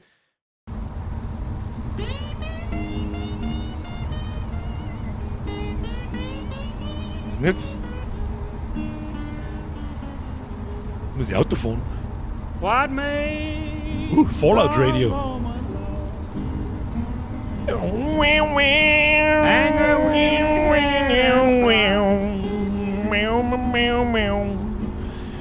What makes a woman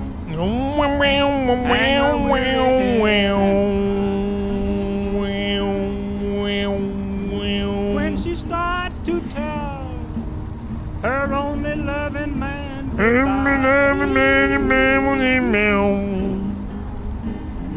Wie lange fahren wir da jetzt? Wo wohnen wir denn wir? War doch cool die erste Schicht, ja super was. Okay nochmal. Riesig Mikey war da bloß drauf. Oh, da ist eine Brücke. Steht ein Baum. Oh nein, das ist er, oder? Das ist der Elias. Er ist kein Elias! Lass mich bloß in Ruhe. Oder, das ist er. Oh shit. Ah, okay. Doch nicht gut gegangen. Was ist jetzt gegangen? Jetzt kann ich nicht mehr fahren. Warum denn?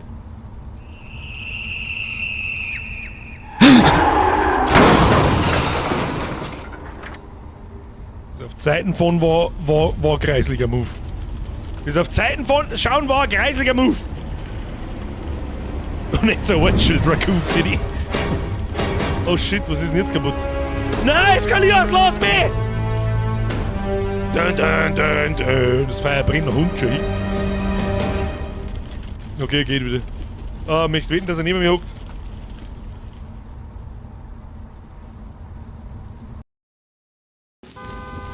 Wo sitzt du? Das liegt auf einmal auf der Straße. Was passiert denn da?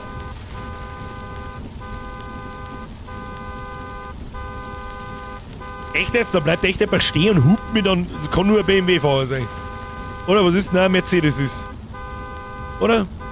Der Buick. Der das Hupen anfängt, weil Entschuldigung, ich weiß nicht, ob es sechst oder ob es merkst, aber mein Auto brennt. Du, mir hat's überschlagen, mein Auto brennt. Geht jetzt gerade nicht schnell. Hallo? Das ist der Leichenwagen? Okay.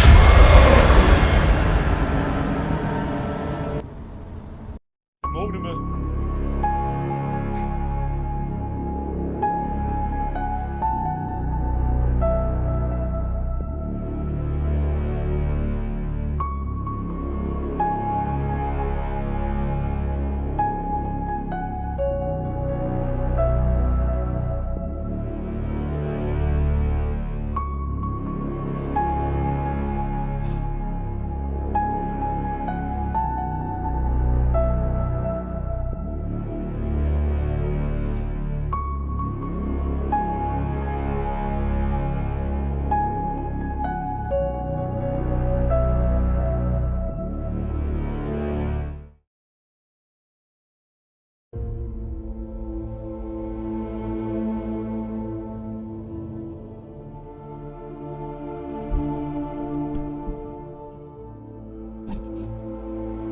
It's done.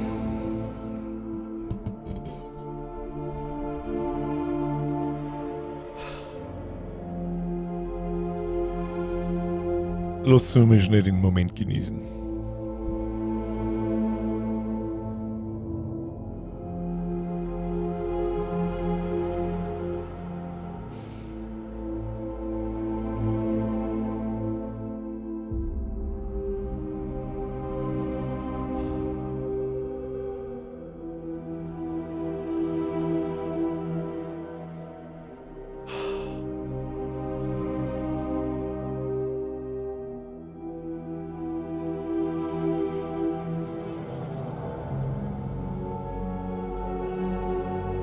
Ich schwitz wie eine Drecksau. Spiele mit so eigentlich random Jumpscares funktionieren schon, wenn man nicht zwei davon spielt. Und vor allem mit so random Jumpscares, weil ich nie weiß, wo, wann, wie, ab und zu schon. Ein paar waren vorhersehbar, aber ein paar überhaupt nicht. Und der eine hat mich dermaßen aus dem Sessel gewichst, wie das letzte Mal in Visage, wo mir das Headset vom Kopf runtergefallen ist. Ne? Wow. Meine sehr verehrten Damen und Herren, wer heute nicht auf den Like-Button smasht, lecken Sie mich am Arsch. Und zwar von ganz unten, so richtig nach 3 Tagen nicht duscht, bis ganz oben durch. Einmal so 15 Mal durchgezogen. Was passiert, wenn du jetzt auf Continue drückst? Das ist eine gute Frage. Das würde mich auch schon interessieren.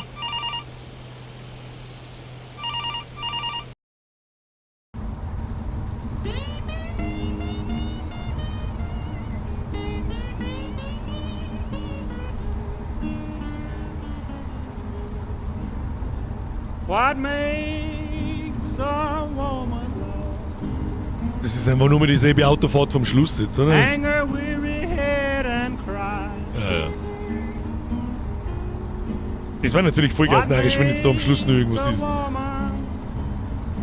her weary head. Nein, das ist dieselbe. Wenn jetzt die Brücke kommt, wo er oben steht, dann mache ich aus, aber bis dahin fahren wir noch. Wenn das jetzt Tag 2 ist, Her only loving man goodbye. bitte nicht. Please don't. Just don't. Da müsste bitte, kommt die Brücke, bitte die Brücke. Bitte. Gib mir die Brücke. Ja, Gott sei Dank. Ja, Gott sei Dank. Hey, hey, hey. Lecken Sie mich am Arsch. Meine sehr verehrten Damen und Herren, dies ist das Ende des Horror-Oktobers 2025. Ich hoffe, es hat euch gefallen. Es war wirklich sehr durchwachsen und einiges dabei. Nicht so viel Jumpscare zeigen, aber viele andere Spiele. Heute 10 mehr wie 5 Monate. Ich finde, du hast schon Gräbers gespielt. Haben wir auch. Das heißt aber nicht, dass das Spiel nicht grob war. Was gebe ich Graveyard Shift? Für 2,50 € gehen. Kann man nicht mehr erwarten. Das war nicht so eine gute Stunde. Ja, so nicht ganz 1,5 Stunden Playtime für 2,50 € absolut in Ordnung. Es war gut gemacht, hat an vielen Stellen ein paar kleine Fehler und so, da ich mich ja selber schon einmal letztes Jahr 3-4 Monate lang mit der Unreal Engine auseinandergesetzt habe, weiß ich ganz genau, was das für Probleme sind. Es ist so der Indie-Entwickler, da sitzt eine Person dahinter, maximal 2, vielleicht hat er einen Voice-Actor oder irgend sowas. Für das war es richtig gut gemacht. Und es war ein Asset-Flip, ist ja klar. Also die Dinger hat er nicht selber modelliert und so. Die kann man sich kaufen oder man kann sie, es gibt auch welche for free. Also wie die Kirche ausschaut, wie das und so weiter.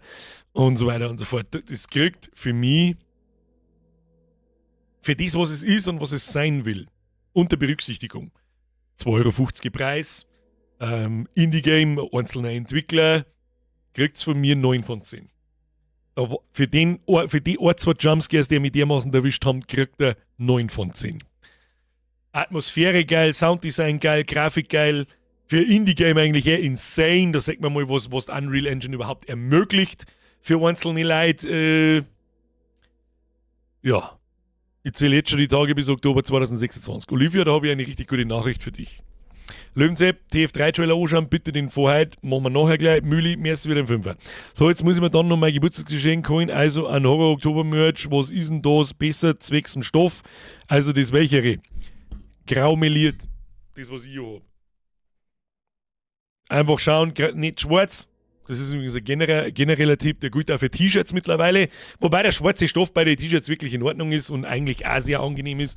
Aber bei den Pullis, da ist einfach nur ein Stretch-Material mit drin, trockt sie 100 Mal besser.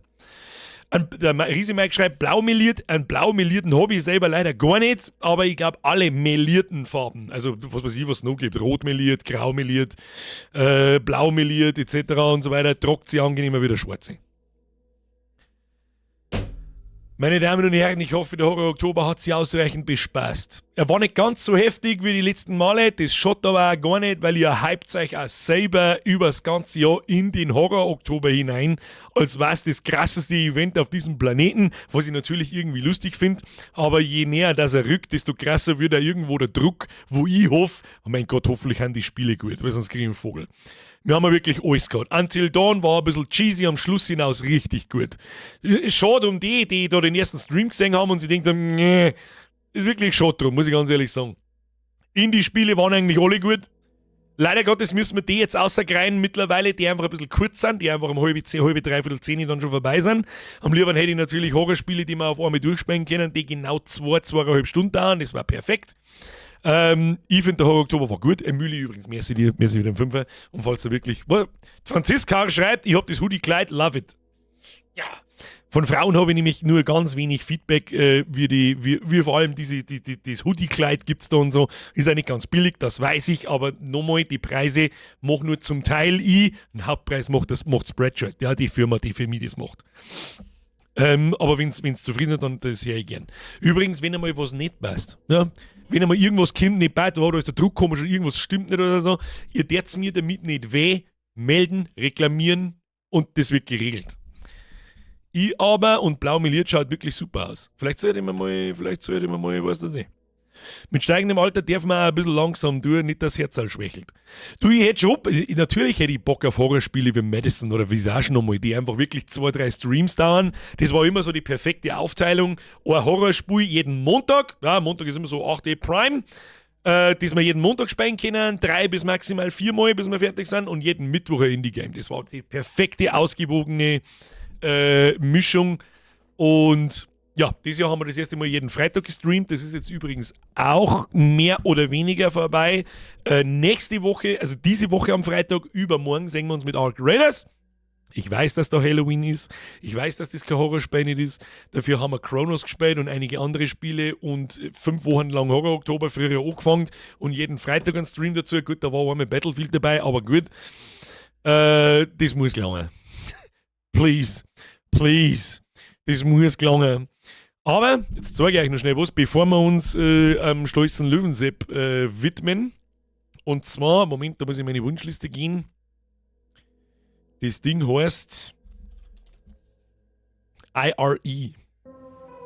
Oder OR, ich weiß ehrlich gesagt nicht, IRE heißt es. A Prologue. Was tut er das? Cyberfox, danke für die Gruseligkeit, wie immer ein Fest. Herr Cyberfox, ich sag merci fürs Zuschauen, wie immer mir ein Fest. Und bevor sie wieder alle noch im Gameplay schleichen, wenn wir uns jetzt noch ein bisschen bespaßen, Trailer anschauen und schmerzen, Daumen nach oben drücken, an alle Neuen vielleicht, Abo da lassen. Vielleicht hat es euch gefallen. Heißt nicht, dass wir nie wieder Horrorspiele spielen. Oder erst nächstes Jahr im Oktober. Wie gesagt, das, was ich euch jetzt sage, interessiert mich ziemlich stark. Das kann man uns vielleicht in Richtung Dezember anschauen, denn der November ist voll. Mit was? Das gehen wir auch gleich dazu. Mit lauter gute Spiele, das wird ein richtig guter November. Und im Dezember auch. Mir haben Spiele geschenkt worden. Mehr mag ich das jetzt nicht erläutern. Aber jetzt schauen wir uns erstmal, Moment, ist da irgendwas, was kann was angeht? Ich glaube auch nicht. Das passt. Babidi-Bubidi-Boo. Wo war denn das jetzt da was? Ein Trailer zu IRE. Moment, jetzt wieder zu mal. So, aufgepasst. Dad, what's so special about the Bermuda Triangle? Oh, no one really knows. The stories draw a lot of people, though. Looking for treasure or answers. Wir machen in dem Trailer allerdings auch schon wieder ein paar Sachen skeptisch, die erzähle ich euch dann gleich. What are we looking for? What happens if we find it? Kiddo, between you and me, no one ever finds what they're looking for in the triangle.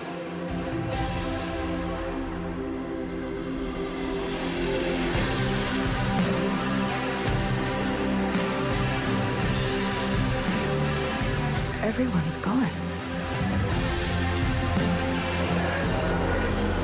Hello? Who's there?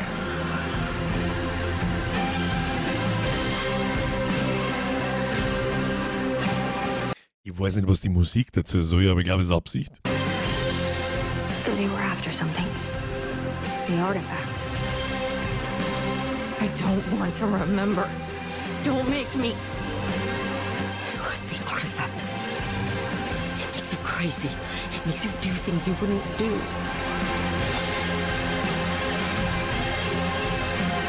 Whatever it is, I don't think it's gonna let us go. Am Anfang macht es so ein bisschen den Eindruck, so mit, was soll die Scheiße, oder? Hä? Und dann merkst du eigentlich ziemlich schnell, ja, ist ein finsteres Horrorspielchen. Auf dem Schiff. Sprenge hat es auch schon richtig erkannt, ich habe ein bisschen eine Bohrinsel-Déjà-vu. Ist das Horror, oder? Also düstere Atmo, ja. Ich habe schon den Eindruck. Da, ich mein, da schauen wir uns speziell diesen Part nochmal an. Don't make me. It was the artifact. It makes you crazy. It makes Grafik you schaut do auch things gut you aus, wouldn't brauchen do. wir auch nicht schmerzen. Whatever it is, Shaked! Aber ich glaube schon, das schaut ganz gut aus. Das werden wir auf alle Fälle spielen. Auf alle Fälle werden wir das spielen. Kostet auch bloß ein 20er. Warum das 19,50 € kostet, das weiß ich nicht, aber soll mir recht sein. Herr Plötze! Was ist da los? Kriminalfeier. Habe die Ehre um die Zeit, kann das Gameplay rum sein? Ich komme leider jetzt erst. Leider war das Spiel ein bisschen kurz, aber es rentiert sich. Licht laut, Sound hell, zurücklaufen lassen, nochmal anschauen, wer es noch nicht gesehen hat, viel Spaß. Die Atmo ist wichtiger, das ist richtig. Kann natürlich auch ein Riesenkrampf sein. Ja, also um Gottes Willen, wir haben nie gefeit davor, aber gut. Ansonsten, im November schaut es richtig gut aus. Are We There Yet? Hat Potenzial, ob man das mehr wie einmal spielen, weiß ich nicht, das ergibt sich dann. Dann kommt Mitte November der KCD 2 DLC, auf den ich schon das ganze Jahr lang warte, endlich außer der letzte Story DLC, der sich rentiert zum Streamen. Die anderen 2 DLCs ist bereits schon Batman! Geld. Stop it! Schluss, du bist schon Mitglied geworden. Muss klar machen. Merci dir. An den Rest übrigens auch merci. Habe ich irgendjemanden übersehen? Ich weiß nicht. Holt sie. Ja, haben wir gerade. Dampfe habe ich auch, ich glaube, ich habe alle gesehen. Dankeschön. Schluss damit. Nein. Batman! Machst halbleere Batterien rein, dann flackert der. Auch noch, kommt noch raus. Richtig, und das sind so eigentlich die 2 Hauptspiele, die wir den ganzen November, der November hat auch bloß 4 Wochen, Inscription, wo, Herr Hofberger, das ist eine richtig gute Frage. Inscription soll nämlich einen sehr krassen Twist drin haben, dass es sich wahrscheinlich fast wirklich rentiert, dass man das nochmal spielen. Löwensepp! Und die letzten Entwicklereinträge auf Steam oder TF3-Seiten sind auch interessant wegen neue Features. Gut, ich werde jetzt da keine Romane lesen an Features für TF3, aber einen Trailer schauen wir uns an. Ganz andere Frage, mir ist echt wieder zum Fragen, aber kann mir wer erklären, was der Discord ist, wenn es einer liest und Zeit hat, geoutet als Unwissende? Steffi, da braucht sich keiner outen, für das gibt es ein Biergas 5 Noob-Sekunden. Was ist der Discord? Erst einmal, der Link zu meinem Discord ist in der Beschreibung. Am einfachsten einem Boomer zu erklären, was ein Discord ist im Prinzip WhatsApp in gut. WhatsApp in gut. Kostet nichts. Da kann jeder seinen eigenen Server aufmachen. Das ist im Prinzip sowas wie ein Raum. Da kann jeder reinjoinen und dann kann man miteinander chatten. Ich benutze bewusst jetzt das Wort chatten. Und dann gibt es Sprachkanäle, da kann man sich drin einsitzen, miteinander was spulen, miteinander schmerzen.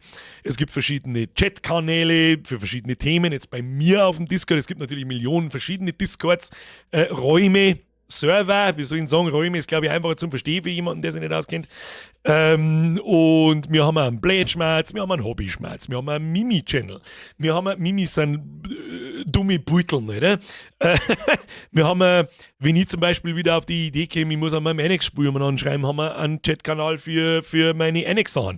Wenn Sie wir haben einen Gaming-Schmerz. Wenn Leute zum Spielen suchen, schreiben da manchmal jemand was rein und.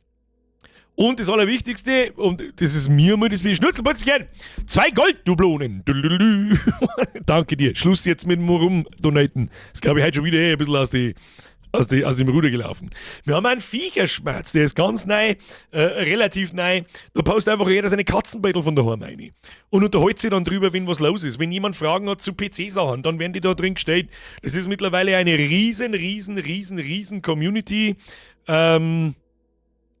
Seit NX-Schmerzgeräusche, da hast du aber schon lange nicht mehr reingeschaut, bis der Sprengi, glaube ich. Wir haben heute erst relativ lang uns drüber unterhalten. Was haben wir noch? Es ist einfach so, ich bin da auch den ganzen Tag drin. Ja, also ich schreibe natürlich nicht den ganzen Tag und ich sitze da nicht in die Sprachkanäle drin, weil irgendwann muss ich auch mit irgendwas tun. Aber sehr viele andere. Und ich schreibe auch immer wieder was und dieses und jenes und das Allerwichtigste, mir zumindest, ich habe so einen Ankündigungs-Channel. Da schreibe ich, oder ich mache mir die Mühe, dass ich jeden Sonntag auf die Nacht ein Battle post mit dem, was wir spielen. Ja, gibt es einen Freitagsstream, ja oder nein? Dann kündige ich das da drin an.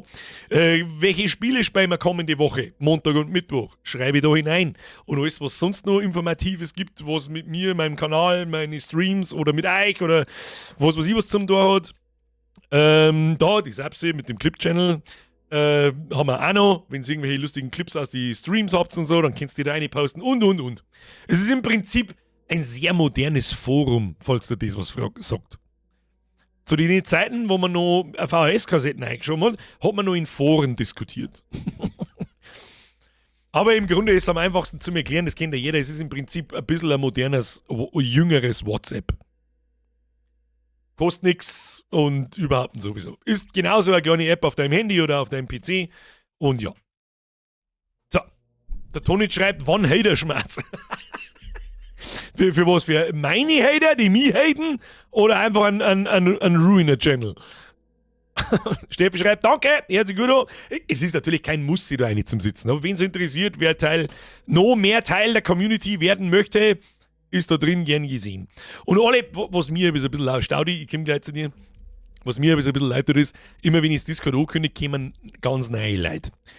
Und Leute, die nicht von Haus aus schon in anderen Discords sitzen und so, die dann kommen und einfach kontextlos Habidere in den Channel einschreiben, die werden meistens, da kommt meistens keine Reaktion hin und ich kann mir dann sehr gut vorstellen, dass sie dann Leute denken, was soll ich hier eigentlich machen wieder zu. Ja. Es ist halt einfach so, du kommst in einen Channel hinein mit 7.000 Leuten oder 6.500 oder 7.500, ich habe keine Ahnung, und dann schreibt irgendeine Person Habidere. Ich weiß nicht, wo da die Erwartungshaltung ist oder keine Ahnung. Manchmal passieren auch so Sachen wie Servus, lass mir aber lieber Kasse mit Ketchup gefressen. Es interessiert keinen mehr. Also Vorwarnung an alle, die meinen, sie kommen dann da rein und haben irgendwie lustig mit irgendeinem Scheiß von 2018. Schwierig, Digi. Ja, Brudi muss groß. So, Staudi, merci dir. Apropos Mimi-Channel, schau mir eine, der neueste beschreibt's perfekt. Sorry für die Selbstbeweihräucherung. Tja. Wie musst. Oh Gott, was ist denn das?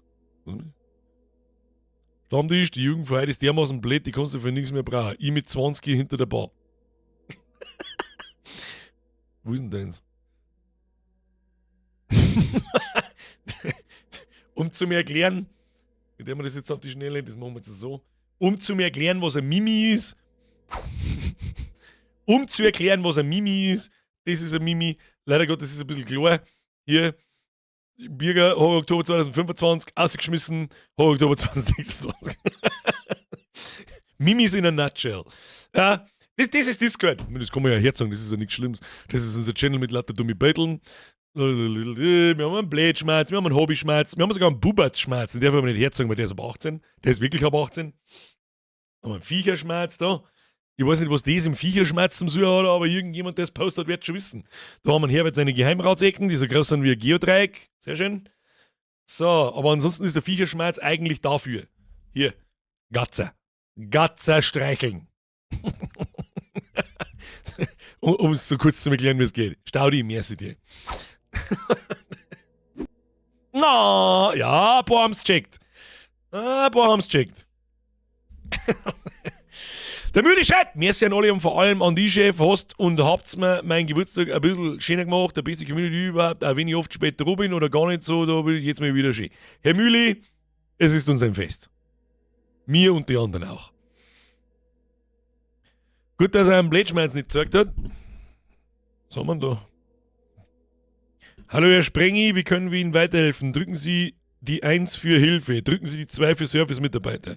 Ihre Antwort kann zu Qualitätszwecken aufgezeichnet werden. Ja, heute sind wir alle Idioten. So, was wir uns jetzt noch anschauen müssen, das haben wir mit dem Löwensepp versprochen. Mich interessiert es auch selber. Der TF3, ja genau, mit T. Da ist ein Gameplay-Trailer gekommen. Bitte sag mal, wenn der jetzt 20 Minuten dauert, dann schauen wir uns nicht an. Das ist mir jetzt. Transport Fever 3. Transport Fever Fahrzeugtrailer. Vor 6 Stunden. Was haben wir da? Transport Fever 3, U-Bahn kommt, neues Wettersystem und vieles neues Gameplay, neuer Ingame-Trailer. Dann ist es der Vehicle-Trailer. Löwensepp, schreib in normaler Chat ein, nicht per Donation. Los. Ist Unmond auch noch geplant? Andal, ja, aber nicht im November. November ist zu, der Dezember wahrscheinlich auch. Aber irgendwann dazwischen werden wir IRE spielen und Unmond. Vor nächsten Horror-Oktober. Ist der Trailer, der dauert aber nicht recht lang. Der dauert bloß, ist ja wurscht. Schauen wir uns an. So, hier sind wir. Dann schauen wir noch kurz rein. Wer nicht weiß, was TF3 ist, Transport Fever 3. Ja? Du fährst gut, ich fahr Güter. So sieht's aus. Eines der besten ist ein Aufbauspiel. Aufbau-Wirtschaftssimulationen, die es gibt. Ich halte es in meiner Welt ist sogar besser wie Anno. Und da kommt bald der 3. Teil. Und da schauen wir uns jetzt einmal den Vehicle-Trailer an. Und schauen wir, ob wir da was aussehen.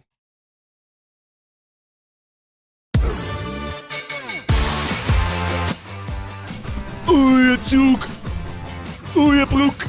Ihr Tunnel.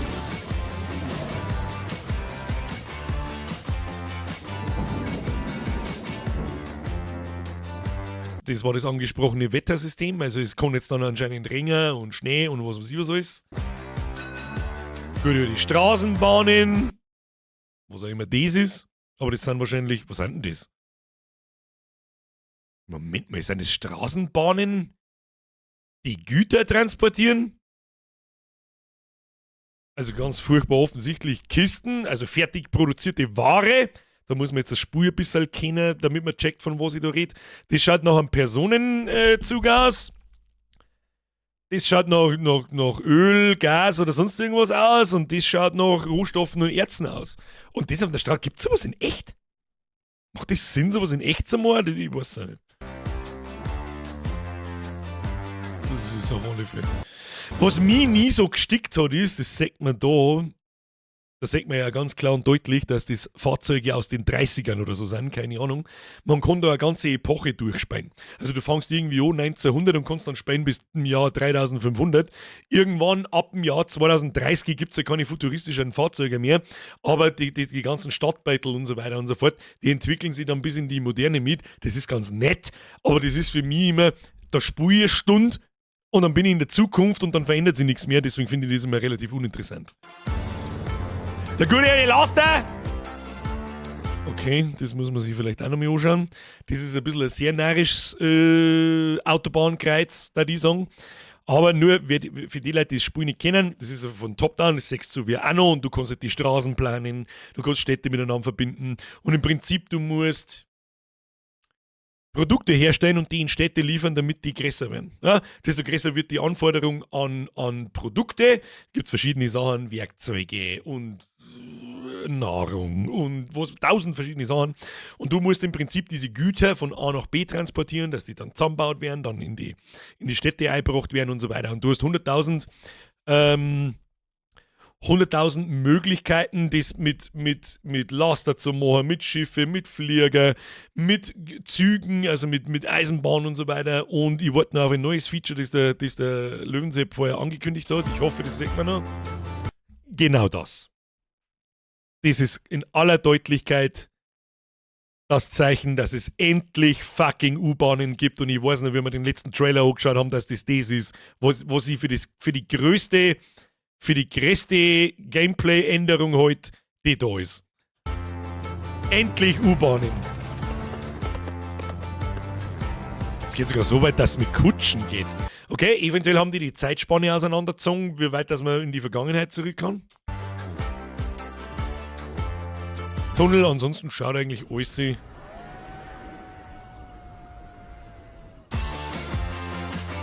Okay.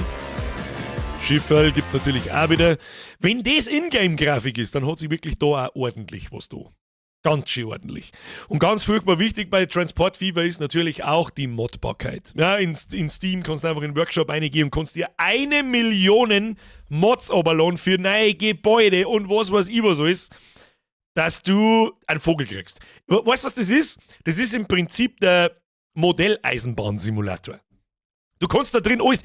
Ich habe noch nie so ein detailliertes Terraforming irgendwo gesehen, das nahtlos geht, wo ich dann später meine Straßen und Brücken und so weiter drüber bauen kann. Natürlich ist das an ein paar Stellen ein bisschen hakelig mal und manchmal aber auch nicht.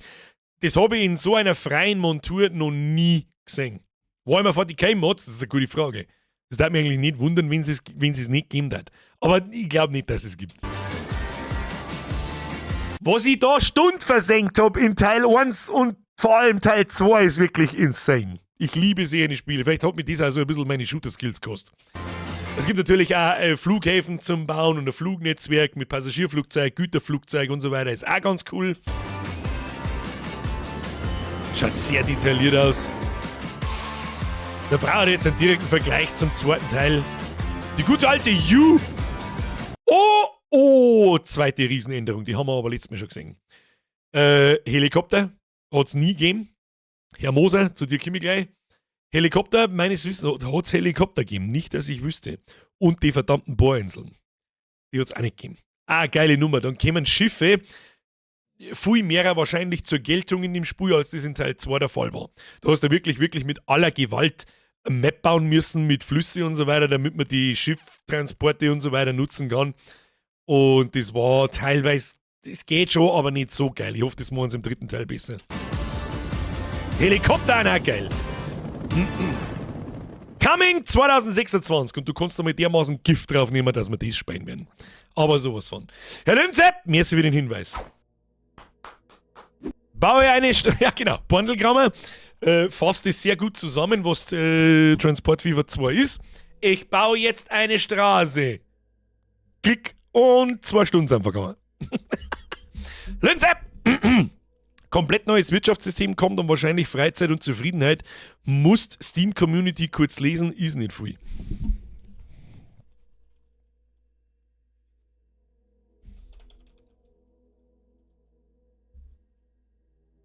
Vorher aber noch was anderes. Löwensepp, noch mehr Sinne. Herr Moser!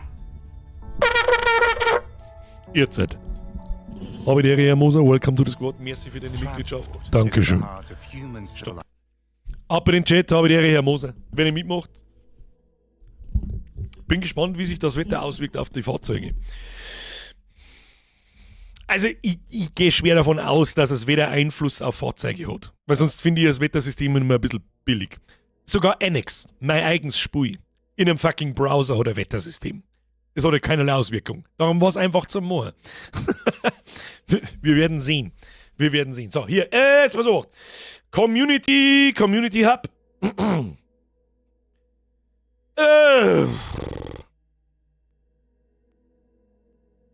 Ist wirklich nicht allzu viel.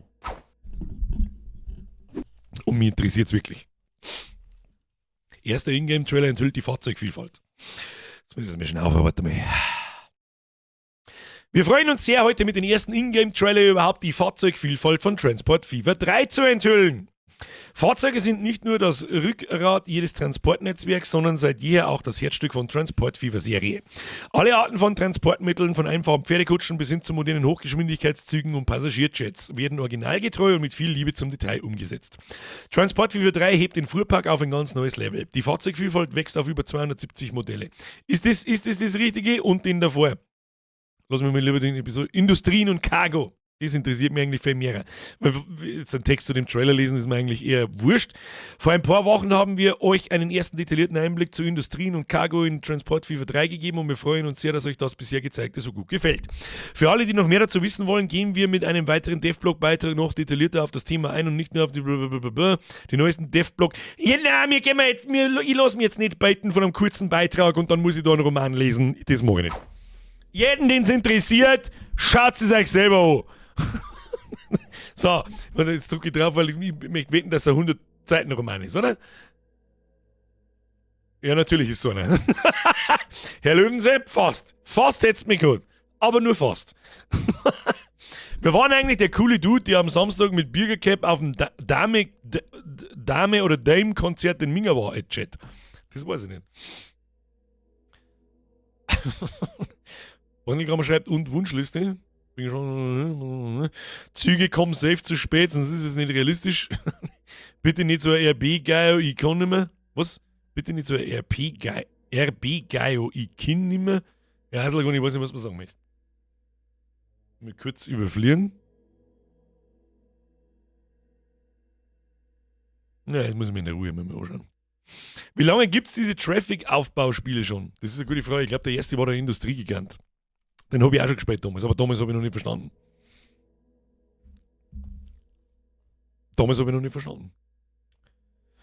Ja, Kinder. Was wurde eigentlich aus City Skyline 2? Soll das nicht ultra schlecht sein? Und ultra schlecht, aber gut, mittlerweile könnte es ja was sein. Spiele gingen uns nicht aus. Moss One. Das Wölfchen hat mir Moss geschenkt jetzt halt finally. Eines Tages. Das größte Problem dafür ist, dass ich mein scheiß VR-Brenn dafür wieder ausreißen muss. Und das hält mir am allermeisten davon ab.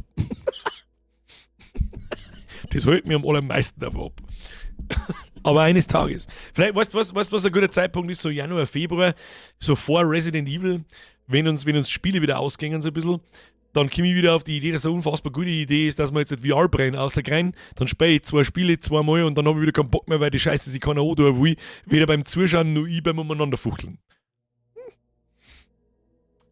Momentan haben wir keinen VR-Bedarf. Ich habe damals SimCity gespielt, aber das hat mich wirklich nicht lang gerissen. Gut, SimCity ist auch von 1992 oder so. Das ist so, war eigentlich nicht das. In SimCity musst du nichts transportieren. SimCity ist was anderes wie Transportfever.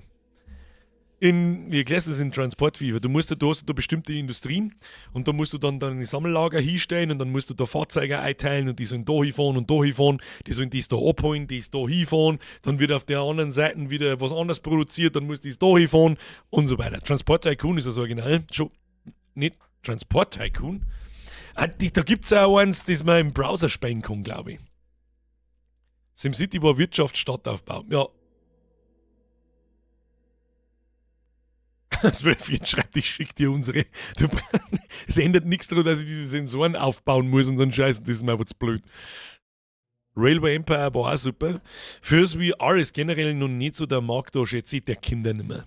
Mr. Sebian, der kommt da nicht mehr. Ich hab mein wie heißt das Scheißding von Valve? Das habe ich sogar schon wieder vergessen.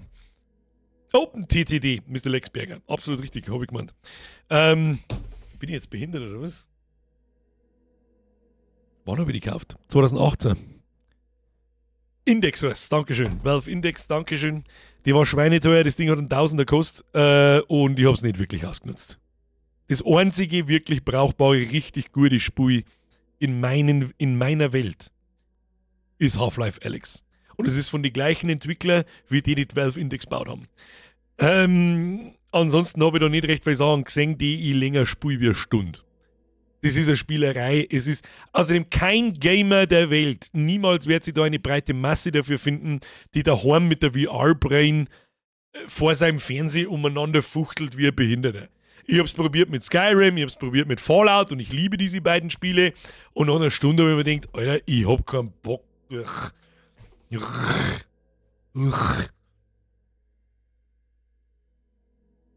Das mit dem Home VR ist genauso wie Home 3D-Fernseher wird irgendwann wieder verschwinden. Ja, sehe ich genauso. Hast du in deinem Profil LA als Pronomen? Verstehe die Frage nicht, Mr. Marvel Maniac, ja? Nee, aber für alle Simracer-Spieler ist VR eine Waffe. Das stimmt. Das lasse ich durchgehen. Ja, das stimmt. Und vielleicht für Leute, die wirklich gern Flugsimulatoren spielen. Da habe ich aber das Problem, sobald ich mich in ein Fahrzeug setze mit einer VR-Brille, speibe ich da 5 Sekunden, gebe ich mir. Dann ist mir ultra schlecht und in spätestens 10 bis 15 Sekunden speibe ich am Boden. Kann ich einfach nicht. Beat Saber und Pistol Whip, beste VR-Spiele. Beat Saber ist ganz witzig, habe ich genau eine Stunde ungefähr gespielt. Pistol Whip kenne ich nicht. Ist aber wahrscheinlich Peng Peng. Was ich glaube ich auch noch ganz stark finden darf, ist wahrscheinlich dieses The Walking Dead Spiel, das wir nie fertig gespielt haben. Vielleicht fangen wir das irgendwann einmal noch mal an. Haben wir das nicht letztes Jahr auch wieder mal probiert? Bin mir nicht mehr ganz sicher. Und aus irgendeinem Grund habe ich dann keinen Bock mehr gehabt. Frag mich nicht warum. Finger gegen die Wand war lustig, wow. Herzlichen Glückwunsch. 1.000 Euro ist richtig gut investiert. Damit ich im Stream einmal gegen 20 habe. Aber locker 40 Stunden im Beat selber, da bock ich nicht. Wenn ich mir eine halbe Stunde anschaue, wenn die Sachen auf mich zufliegen und ich tue die VR-Brain runter und schaue dann, ja, Kim. Der Wauzi schreibt, das Umeinanderspringer ist das Problem, darum habe ich mir die Wii gekauft, da kann ich im Liegen Pfeilbogen schießen. Sonntag schreibt, Telltale Games habe ich leider eigentlich fast alle relevanten habe ich offstream schon gespielt und kennt's schon. Servus, ich bin der Herbert und meine Patronen sind in ihr drin. Das glaube ich doch nicht, das waren es 2. So, Freunde der Sonne, ich bin dermaßen froh, dass dieser Horror-Oktober vorbei ist. Ich sag's, wie es ist. Aber wenn die Spiele nicht auf Madison-Level sind und ich glaube, wir werden auch sehr lang kein Madison-Level mehr bekommen, war doch ganz nett, glaube ich. Ist klar, ist jedes Jahr ein Riesenspaß. Jetzt müssen wir aber ein bisschen eine Pause machen, weil wenn wir die Art von Spiele jetzt noch 2-3 Wochen spielen daten, dann daten wir erstens sehr viele Spiele, die vielleicht ganz gut werden, die daten nicht mehr so zünden. Und irgendwann gehen unsere Spiele mal aus. Ja? Vor allem, weil wir die ganze Zeit Indie-Spiele spielen müssen und die gibt es auch nicht, da gibt es viele, sehr viele, aber auch nicht unendlich. Vor allem zumindest sicher nicht, die ich als potenziell geeignet halte. Aber ist ja wieder ein Jahr Zeit. Schauen wir mal. Wir sehen uns am Freitag mit Ark Raiders. Da könnt ihr mir beim Failen zuschauen. Ich bin mich jetzt wundern, wenn ich einmal lebendig aus einer Map rauskomme. Ich werde 1, 2, 3 Mal soloen. Und dann bin ich mir ziemlich sicher, dass wir in der Community jemanden finden, der es auch hat. Da bin ich mir 100% sicher. Und mal schauen, ob ich dann vielleicht irgendjemanden einlade. Oder nicht. Vielleicht habe ich meinen eigenen Squad dabei, weiß ich auch noch nicht. Wir werden sehen. Meine Damen und Herren, wir haben jetzt noch... Man ist ein Depth Reset. Wenn der Jahresmerch, wenn ich ihn final abgeben muss, sagen wir es so, dann wird der Depth Counter resettet, das darf zum Mitte November sein. Also in den nächsten 2 Wochen. Das heißt, die Depth von Ark Raiders kehren noch dazu. Das ist das Einzige, was am Jahresmerch noch nicht fertig ist und kolorieren muss ich es noch. Ja gut, kriegen wir hin. Kannst du dir übrigens vorstellen, dass der Oktober jetzt vorbei ist? Wo ist denn der eigentlich hingekommen? Kannst du dir vorstellen, dass wir schon seit 8, 9 Wochen vor der Sommerpause wieder raus sind? Kannst du dir vorstellen, dass in 8 Wochen Weihnachten vorbei ist? Ob du mich verarschen möchtest, habe ich gefragt.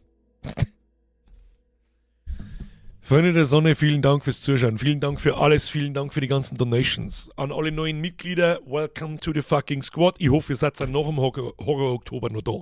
Ja? So sieht das aus. Wir haben einen riesen guten Spiele-Batzen im November vor uns. Ich weiß nicht, was ihr mit Baby Steps wollt. Ich mag mich nicht hinsitzen mit Baby Steps und dann künstlich ausrasten. Ich mag halt einfach nicht. Ich darf es schon spielen, wenn ich es fühlen darf. Ich fühle es aber nicht. Wieso soll ich mich mit dem Spiel quälen, das absolute Scheißdreck-Scheiße ist? Das ist absoluter Rage-Bait. Und wer da drauf reinfällt, ich bin mir auch 100% sicher, dass 9 von 10 Leute, die Baby Steps spielen oder streamen und da ein Video drüber machen, mit einer dermaßen gekünstelten Rage-Scheiße umeinander pimmeln, dass es ganz aus ist. Und da habe ich keinen Bock nicht drauf. Da wird nämlich, das ist die Schlange, die sich selbst in den Schwanz beißt. Alle sitzen hier bei Baby Steps, weil ich sehen möchte, wie du ausrast. Ich denke mir, spiel mal Baby Steps, die Leute erwarten, dass ich ausrast. Ja, ich rast künstlich aus. Aber die indische Version ist super. Trailer zeigen, Baby Steps, was ist Baby Steps? Ganz furchtbar kreislige Steuerung, wo man halt wieder irgendwo aufkraxeln muss und alle 5 Minuten runterfällt. Ungefähr so wie ich weiß nicht, wie es geheißen hat, Get Over It, glaube ich, da wo der Typ in dem Fassel drin sitzt mit dem Hammer und sie irgendwo versucht aufzuziehen und wenn du einen Fehler machst, fällst komplett wieder runter. Das ist halt einfach nur behindert. Das ist weder lustig, nur irgendwas, das ist einfach behindert. Das ist für mich geistig unterbelichtete Drecksscheiße, ist das für mich. Wir wollen nicht, dass du ausrast, wir wollen Spuise, ja genau. Weil so hochqualitativ gutes Spiel ist. Sag.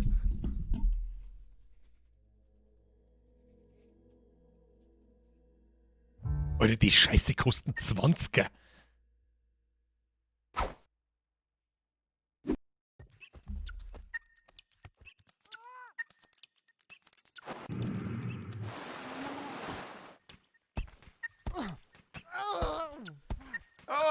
Nate! Oh, I heard you screaming. Are you Jim. okay? Yeah, no, oh yeah, I'm here sorry. to help, buddy. I see how you could think I was in trouble.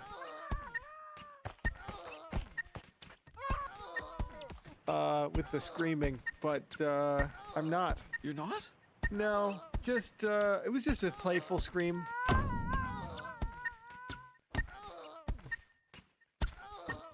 Like a scream of just normal life. Oh, yeah.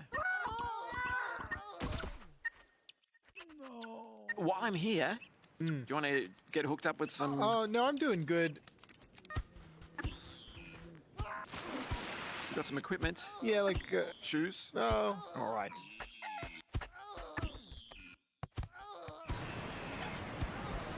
Never change, Nate. Oh.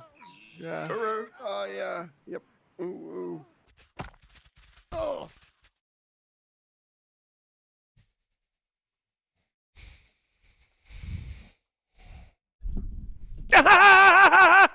Voll lustig! Er ist runtergefallen! Das ist absoluter billiger Ragebait. Es mag sicherlich... Es ist schön, dass... Was soll ich jetzt da sagen? Es ist vollkommen in Ordnung, wenn da jemand drüber lacht. Wenn das jemand kann, dass er da künstlich umeinander raged, dann ist das okay. Ja, das kennen aber nur ganz furchtbar wenig. Und egal wem ich zuschaue, ich sitze nur da und denke, es ist so peinlich schlecht, dass man es kotzen könnte. Du speist nämlich das mit dem Wissen, du wirst runterfallen und dann wird da niemand grantig. Niemand. Ich verstehe es bei Leuten, die vielleicht da 80 Stunden ohne spielen und in der 80. Stunde endlich ganz sind und 5 Meter davor runterfallen. Okay, da kann man mal ausrasten. Aber was ich bis jetzt von dem Spiel gesehen habe, ganz furchtbar schlimm. Einfach nur der Versuch, in die Fußstapfen von Getting Over It zu treten. Und ganz ehrlich, da putze ich mir lieber mit einem 20er in den Arsch. Seien wir uns ehrlich. Nee, auf dieses Niveau begeben wir uns nicht ab. Ich darf mich auf dieses Niveau mich schon herablassen. Ja, ich darf sowas im Prinzip schon lustig finden, aber das ist einfach nur unfair gemacht, damit Leute ausrasten. Es ist theoretisch ein Streamer-Spiel, ja. Ich raste aber halt gern authentisch und echt aus. Das ist der Unterschied. Und da bin ich bloß genervt. Und was dann passiert, ich falle genau zweimal von einem Stecker runter, mach's zu und gib's spät zurück. Das wird passieren. Tobi! Der Chef, der Tobi. Und 20 € ist wirklich eine Frechheit für das Spiel. Das ist eine Frechheit. Das würde ich gerne singen mit dem 20er. Du darfst es auch gerne ohne 20er singen, sagst du, was ist. Was man wissen muss, ist, dass man jeden Fuß einzeln steuern muss. Genau, das ist, was da dazu gesagt wird. Ihr habt ja gesehen, der Typ geht ein bisschen behindert. Die Steuerung ist sehr, sehr unkampert gemacht. Wenn mich nicht alles täuscht, ich glaube, du steuerst mit dem Gamepad einen linken Fuß mit den linken 2 Trigger und einen rechten Fuß mit den rechten 2 Trigger. Und ich glaube, eine Tasten, glaube ich, hebt einen Fuß an, die anderen schieben nach vorn und dann musst du das eine wieder auslassen. Damit, es ist halt, die Steuerung ist halt schwierig. Ja? Und deswegen fällst du halt überall runter. Ha, lustig. Das ist genau eine Viertelstunde lang lustig. Vielleicht noch eine halbe die. Dann sitzen da, I predicted, dann sitzen da herin 1400 Leute, das garantiert ich dir. Nach einer halben Stunde haben es keine 800 mehr. Nach einer halben Stunde sind es keine 800 mehr. Weil jeder selber draufkommt, oder? Ja. Aber gut, ey, ganz ehrlich, wer Bock auf das Spiel hat und das anzuschauen, es gibt genügend Streamer, die es auch streamen. Nicht einmal 5 Minuten, maximal 10. Das ist ja wie Gorn beim Laufen. Steuerung halt wie Octodad oder I Am Bread. Ja, weißt du, was du meinst. Das konnte mich so hart am Arsch lecken. Es gibt Leute, die... Ja, aber das mit 20... Nein. Die 20 €, die, weiß ich nicht, die putze ich mir lieber in den Arsch, dann mache ich wieder sauber und spenden im Tierheim. So. Und jetzt gehen wir ins Bett. Ich hab Kopfweh.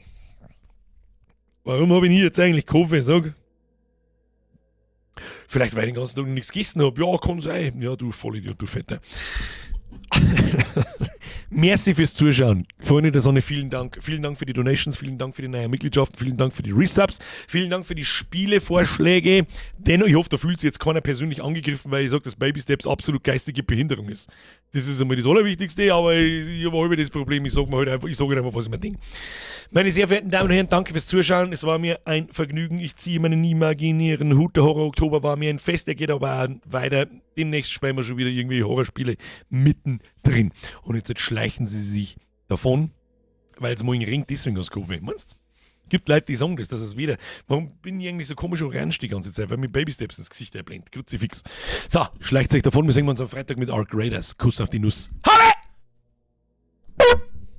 So. Hab ich für einen Sprenger irgendeinen Schund umeinander liegen? Nö.